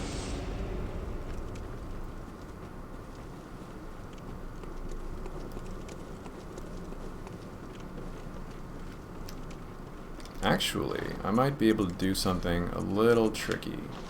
Because if she stays in whip form, I can just kind of see if I can force... There we go. If she stays in whip form, then I can just kind of keep hitting her with bullets until she decides to get out of it. Okay, she's out of whip form. And I have the first swing, and she's in a corner. But I run out of stamina, so I want to be careful. She also has a ton of fucking life. 2, 3, 4, 5, back up. Another one. Give me all my health back. This is definitely on the cheesy side, but she's already killed me twice. Watch out for that attack. That'll knock you down. Alright, this is much, much, much cleaner. I think I would have had her if I didn't goof up. Oh, that was close. That was really close. Alright. She almost had me dead. But now she's a stain in a corner. And she's down forever. You don't have to fight her twice. Thank fucking God. Anyway, there's a reason such a well-trained warrior was defending this area. And we're gonna find out exactly what the reason is in just a second. There's a big door there, but we can't open it yet. And there's a shining book for some reason. When the red moon hangs low, the line between man and beast is blurred. And when the great ones descend, a womb will be blessed with child. That's a little more literal than I was expecting the first time I played through this game. And we'll see what they mean by that.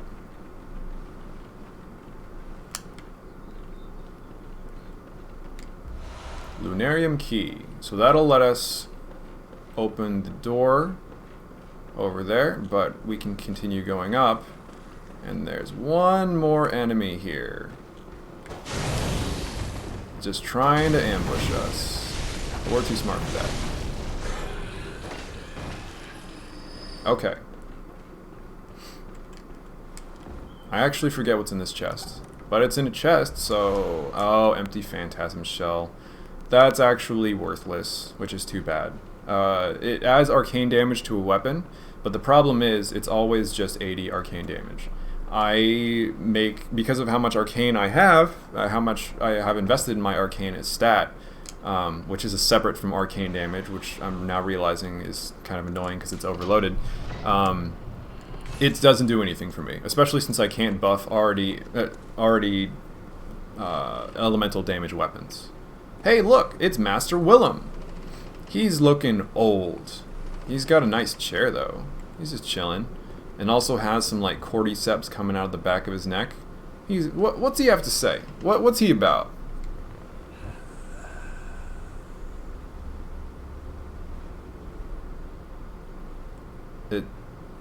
Huh?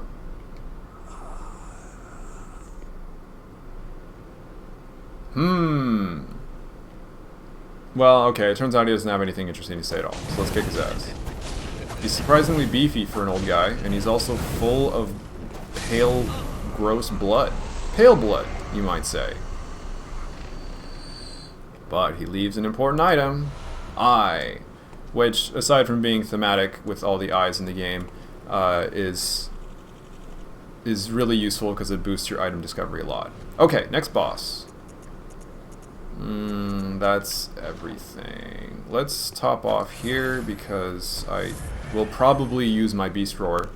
I'm going to go aggressive for this boss fight, which there's really two ways to handle it, and you'll understand almost right away. But let's see how aggressive goes. So, The big secret is that you fall in the fucking lake. And there is a whole lot of nothing under the lake. Except this guy.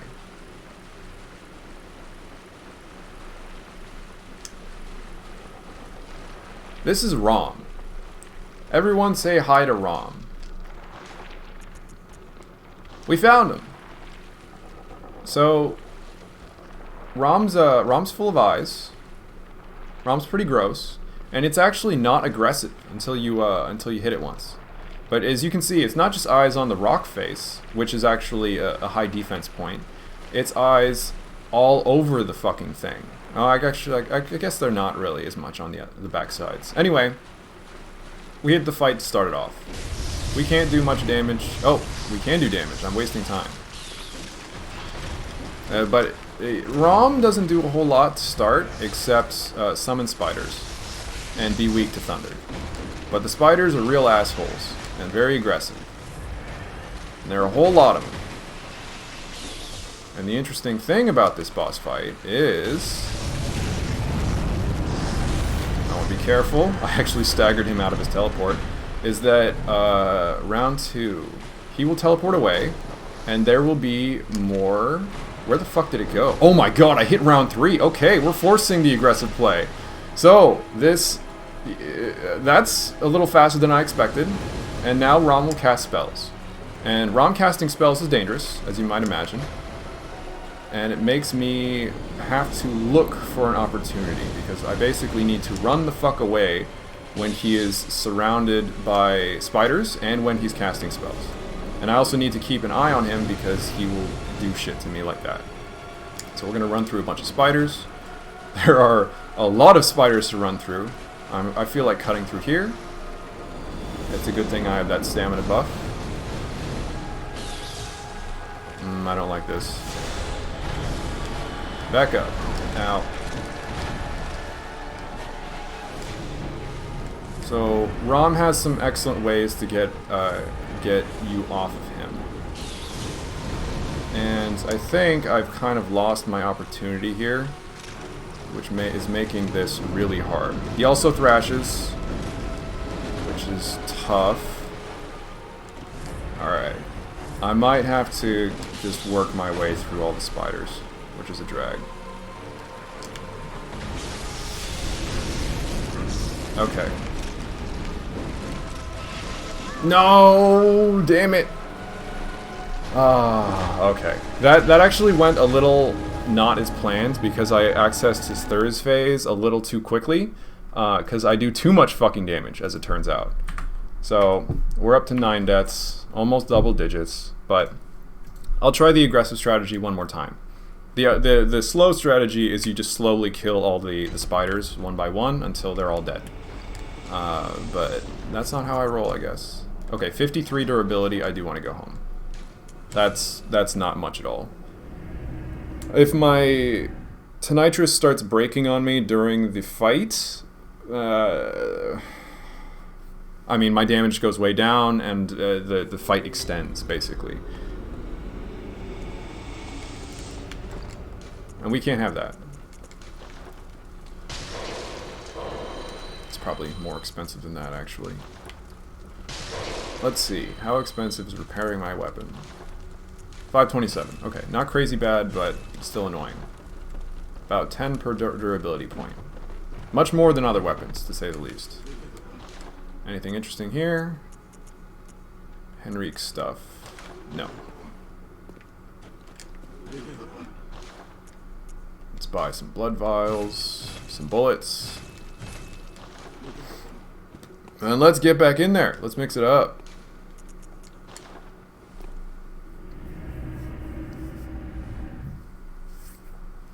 So if you didn't see the first immediate part of this fight, where I actually jumped into the lake so I could fight it, it's you might have missed how gross Rom is. So I'll briefly show off what's going on. Show off how gross Rom is once again, just real fast. Even though even though most enemies respawn, the choir lady, she's part of a group called the choir, I should say. and she doesn't respawn. And plus, I could just run past her and run in through this fog gate. Because all I need to do is jump! Alright, Moonside Lake. Oh, I guess I can't show it off. So, phase 1, Rom doesn't do much. It's just spiders. And you get to see what the spiders are about. It's all simple. So, this is not enough? Oh, it is. Okay. There we go. So, phase 2, which spawns a bunch of spiders over there. We're going one at a time. That's important. During phase 2, Rom identifies you as a real threat. And we'll launch spells. Oh, that was close.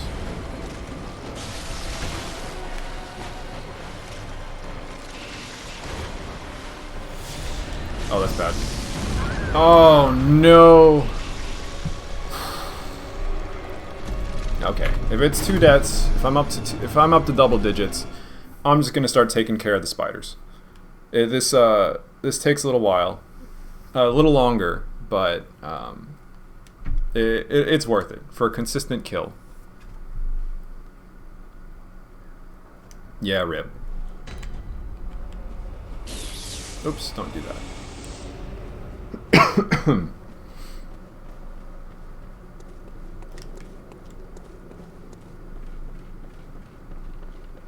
You know, the first time I actually streamed this game, you know, for like the 2 hours or whatever that I actually streamed it, I've just been, you know, everybody's been sitting in their room, you know, just locked down in quarantine, but, or at least most people I know at least have been doing that.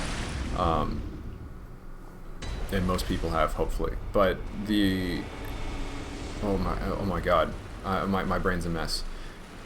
So what I was trying to say was that, oh my god, hold on. My voice was very hoarse after the first time I streamed, because I hadn't actually spoken that much in a long time. Because I'm usually just at home, like typing in Slack or whatever to my teammates at work or something. I guess this is not exact. This is definitely breaking RP, which would make me definitely more of a member of Muji Sanji than Hololive if I had to choose. But it was kind of I'm building more tenacity, more endurance in my throat, I guess, in my voice box, because I'm definitely not as hoarse anymore after streaming, which is good, because streaming, I think, one of the useful parts about it is it's kind of just talking practice. How do I continue to entertain while talking about something that I enjoy, like talking about? That part's cool. But when you first start out, there's always this kind of sense that, like, oh my god, talking actually takes a lot out of you. Okay, I probably hit phase 3 with that much damage. Well, no, probably not. Maybe. No. Okay, we're good. This is fine. So things will slow down because the magic that gets cast at me means I have to be a little more careful about how I approach things. But there aren't actually that many spiders. I mean, there are a lot of spiders, but they're not as many if you just take them one at a time. Or if you take them down in phases. Especially if you realize that, you know, they don't turn around very quickly, and you can just kind of swipe twice, well, from the back at least, to get a kill. Or 3 times from the front. I usually wait until they do something, though, because... What?! Was I really that low life? Oh my god. Oops. Man, I did not expect to die this much on this boss, or in this area. I think, yeah, Rom is pissed. I think I've gone from, like, it was what, like 7 to 11? Or 6 to 11? Yeesh. Almost doubled. Yeah, Rom's an interesting character because it's... as a boss... the way it fits into the story is it's basically a fake moon. It's obscuring the real moon. You can see, there's light coming from the left, which is, the real light, and then there's the fake moon underneath the lake, which is also projecting up into the sky. So then the reason for that is because Bergenworth wanted to hide what's actually going on. And I can't exactly remember why they wanted to hide it, but Rom is from Bergenworth. Rom is actually a person. Ow. Okay, definitely don't get hit by that. That move hurts a lot. Rom was a person, and they filled it with eyes. They filled Rom with eyes until he was just so full he couldn't eat another bite. His skull was pounding. It was real rough. And then they underwent a bit of a transformation, which was being turned into a weird fucking spider. This was all in order so they could become a great one, basically, or which we'll kind of go into more as the game goes on, but there's Eldritch Horror elements of the game. As you might imagine, there are already a couple of them that are happening right now. But humans want to be gods, basically. Bergenworth is an example of people wanting to be godlike and finding that they have access to power that will let them, what they believe will let them be godlike. Rom is one of their attempts at this. They didn't do a great job. Rom is referred to as an idiot because they're kind of incomplete, basically. And all they can really do is be a fake moon. And, I mean, moons are very important in this game. Oh, hey, my bloodstain. That's nice. Scoop that up. Oh, 0. Big fat 0. Come here. You too. Nice. Okay, 2 for 1. But, yeah, Bergenworth, they've tried a couple of things. And they're willing to leave their human shapes behind, let's say, in order to become powerful. Their attempts are a little misguided because how can a being that has never existed on the level of these Eldritch Horrors ever truly ascend? Like it's like gaining a dimension, basically. How could you go from 2D to 3D? Or probably more accurately, because 3D PD is how could you ever go from 3D to 2D? How could you ever possibly understand? I'm just joking. And that's basically the kind of level of it. They're relying on the Great Ones to give them the knowledge in order to make them powerful, but they're also trying to use that knowledge in order to become Great Ones, which is inadequate. There's not enough information that they know, or even potentially can possibly know, to make that connection real. Alright, don't thrash. Stagger, don't thrash. Nice. This might actually be good enough to the point where, oh yeah, especially if it's this close. No. Let's play it safe. If I couldn't get it right away, then we're just going to take it easy. Rom has been actually very polite, very relaxed. Ouch. Which is great, because sometimes Rom will just sit there and spam the spell that chases you, and you have to just run away. No! Are you serious? Oh. Man, that was going well. Oops. I'm gonna run out of stuff to talk about. That's not true. I always have stuff I can talk about.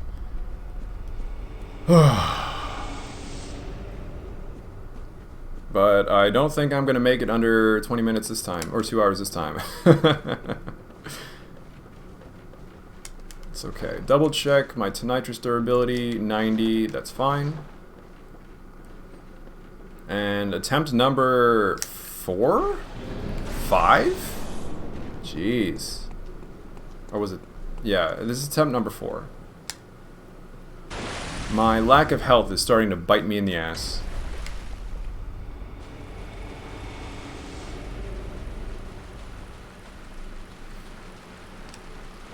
Come on.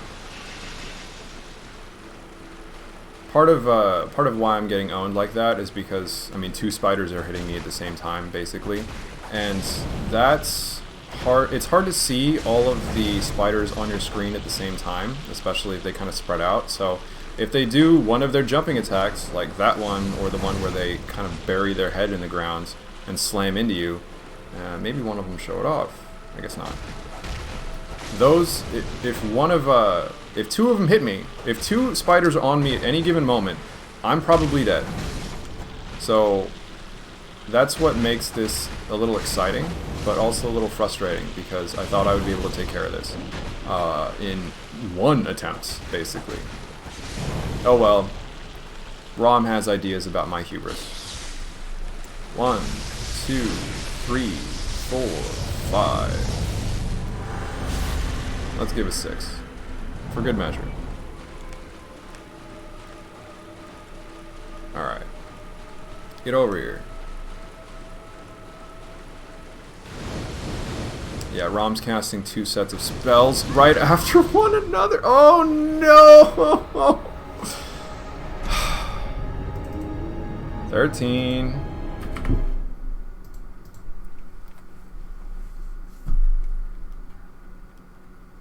It's okay. No problem. Just shake it off. Yeah, why does Rom try so hard to live?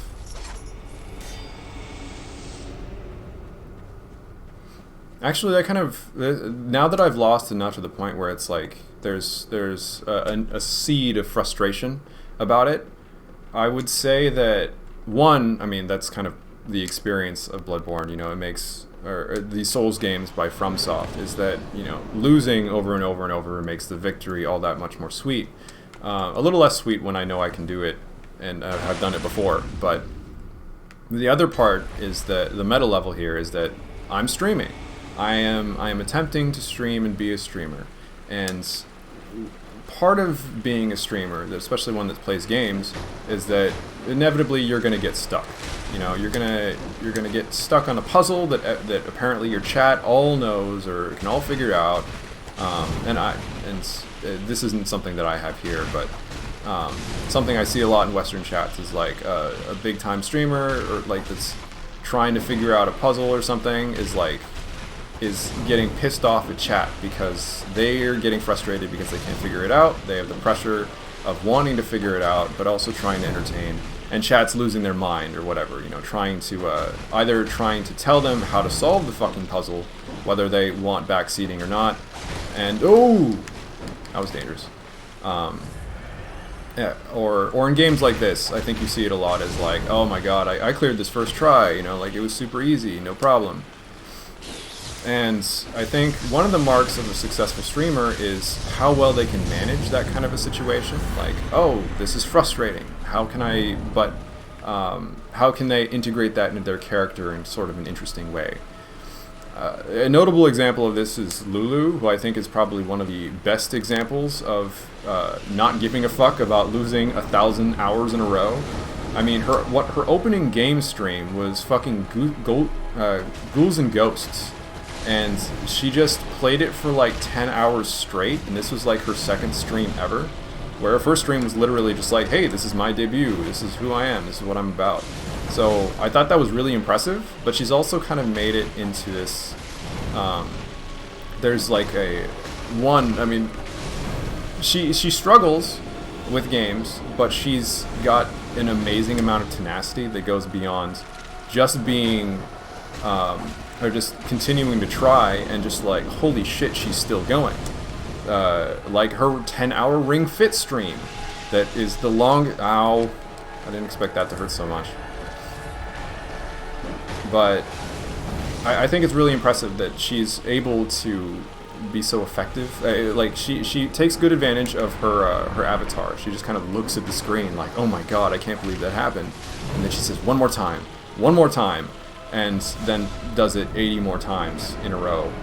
And when she finally beats it, I think what's really satisfying is like the degree to which she's satisfied with her victory. That's great. That's cute. And also very satisfying for the viewer. You get this sense of relief. You're sharing the relief with her. But I think that's also kind of part of... Back up! That's kind of part of Lulu's character. That's maybe just part of you know, who that person is that's driving, or that's acting out Lulu on the screen. One more hit? No. And I think, and I kind of wonder, how can I have to wonder, like, how can I make a stream where I'm losing over and over and over entertaining? I mean, right now I'm just kind of approaching it from a meta level, like, how do I think about it? What am I thinking about as I do it, as I produce this content? But, whoa! But I'm not sure I have the same charm Lulu does, let's say, when it comes to losing a bunch of times in a row. That works for her, but that's hers. You know, I don't feel like I can adopt that or take it. I have to find what's mine, what works for me. And a part of that is, you know, acting a character, but another part of it is like just kind of bringing yourself into the character. And I guess this is just kind of like what a stream persona is and overall that kind of I find interesting. And one of the reasons I watch a bunch of like streams in general. But how are these people acting? You know, how do they present themselves with the camera? How do they make whatever they're playing that much more interesting? It's something and how can I be interesting too? Like present myself in a way that I'm satisfied with, I should say. That's an open question. Is this round 3? Stop that. Stop forever. Oh, I hit it in the face. Another thrash. We're almost done. Finally. That relief feels good. Okay. We get a Kin Cold Blood, which is a little different. And, well, what do? We're stuck. Well, if we look around, we see this lady. I'm still feeling the relief of victory here. That's nice. But we have a cutscene to watch, so please enjoy.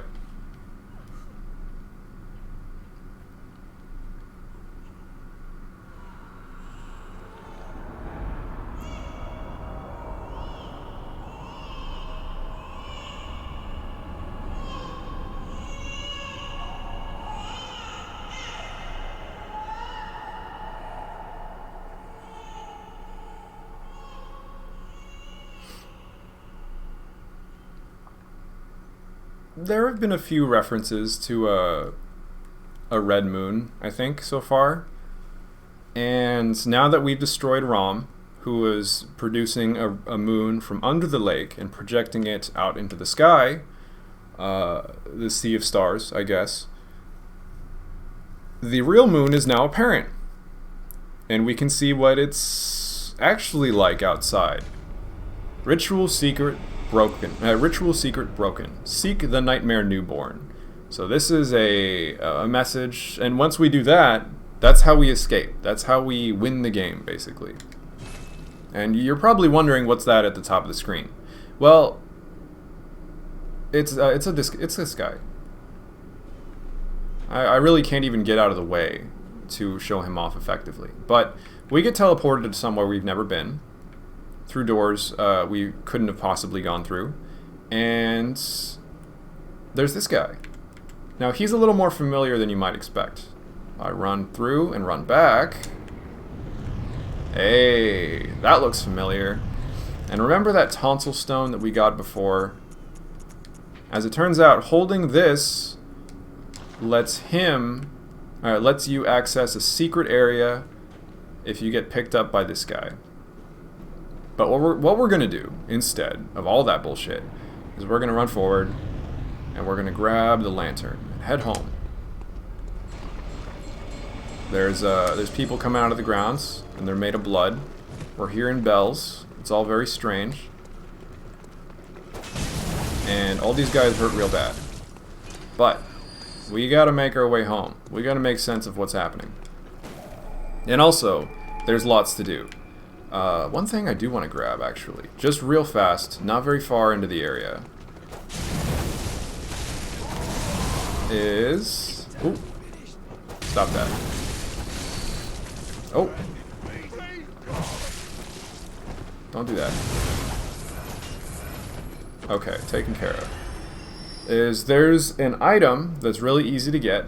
You just have to run past these guys and that guy, and you've got it. So if we just start running, it shouldn't be that bad. Oh, this guy's actually doing something a little different. I thought he would shoot a laser beam out of his tonsil stone face, and it would explode this staircase and kill pretty much everybody. Maybe he still does it. Maybe he doesn't. I kind of forget. No, I guess he just tries to pick you up. Don't throw Molotovs at me. I'm not a beast. Did I get shot at from behind? I sure did. Oh, that's right. One of the problems with this area is that there's a bell lady that will keep summoning enemies. And you can see that even though I killed that guy, I didn't actually get anything for it. So I'm gonna just run past everyone. And you can see where that aura, that kind of pulse came out. This is Bell Lady. Killing her will stun almost all of them. Yeah, so they've been stunned. They're not dead, unfortunately. It just means that they're not controlled by her anymore. But I still want to kill... Wait, no, hold on. I actually don't need to do much more than that. Grab these. Open this. And where is it? Are you my baby? There it is. Bolt Damp Blood Gem. That's really useful for my Tonitrus. Okay, the Mensis ritual must be stopped lest we all become beasts. That's important, that's story related, and it's also related to what the fuck's happening right now. Why are people being made out of blood and attacking me, and much stronger than before? Well, that's Mensis' fault. Exactly what that means and who Mensis is, we'll see later. But I want to go home for now. Get me out. Whew. Alright. So let's see. I'm thinking about what to do next, because we're actually a good way through the game now. Bloodborne is not a crazy long game. And we can start going in a bunch of different directions, especially because I'm... being around level 50, I would say, is a good point to start tackling some of the optional content. And there are 3 places that I can immediately think of that we can go. And one of them we're going to go almost right away, but we'll save that for next time. And that's going to be kind of a really fast tour, a really quick tour bus. I'm not going to fight much anything there. I'm not even going to fight the boss of that area yet. He's too much of a drag, and basically I'm running to get an item and unlock a shortcut and go home. The other area, it would be the DLC, and I know I'm talking about all of this in the abstract, but this is, I'm just kind of like speaking out loud, kind of mapping out what to do next, would be the DLC. And it would be cool to fight the first boss, actually. I could get a sword that I think is a really cool looking sword, and ow, my bad. My elbow bumps my desk. Get a cool looking sword, that would be option number 2, and use it a lot. That I definitely want to do that. Oh no, my face is not matching. Punished Shami, that's right. The more people I kill, the more a horn pops out of my face. And then the third area would be going to where that big guy that we saw with the tentacles, with the gross gross face and the kind of Cosmos the Cosmos magnet, we could go where he wants me to go and kill that boss, which I will also do. And I think that would be a good order for things, actually. So next time will be optional content, secret content that does have bearing on the world and has some interesting implications for what's going on. And also very visually impressive, very cool, very creepy, and very, very, very fucking bloody. So that's what's next. Until next time, thanks for watching, everybody. Oh, and have a good evening.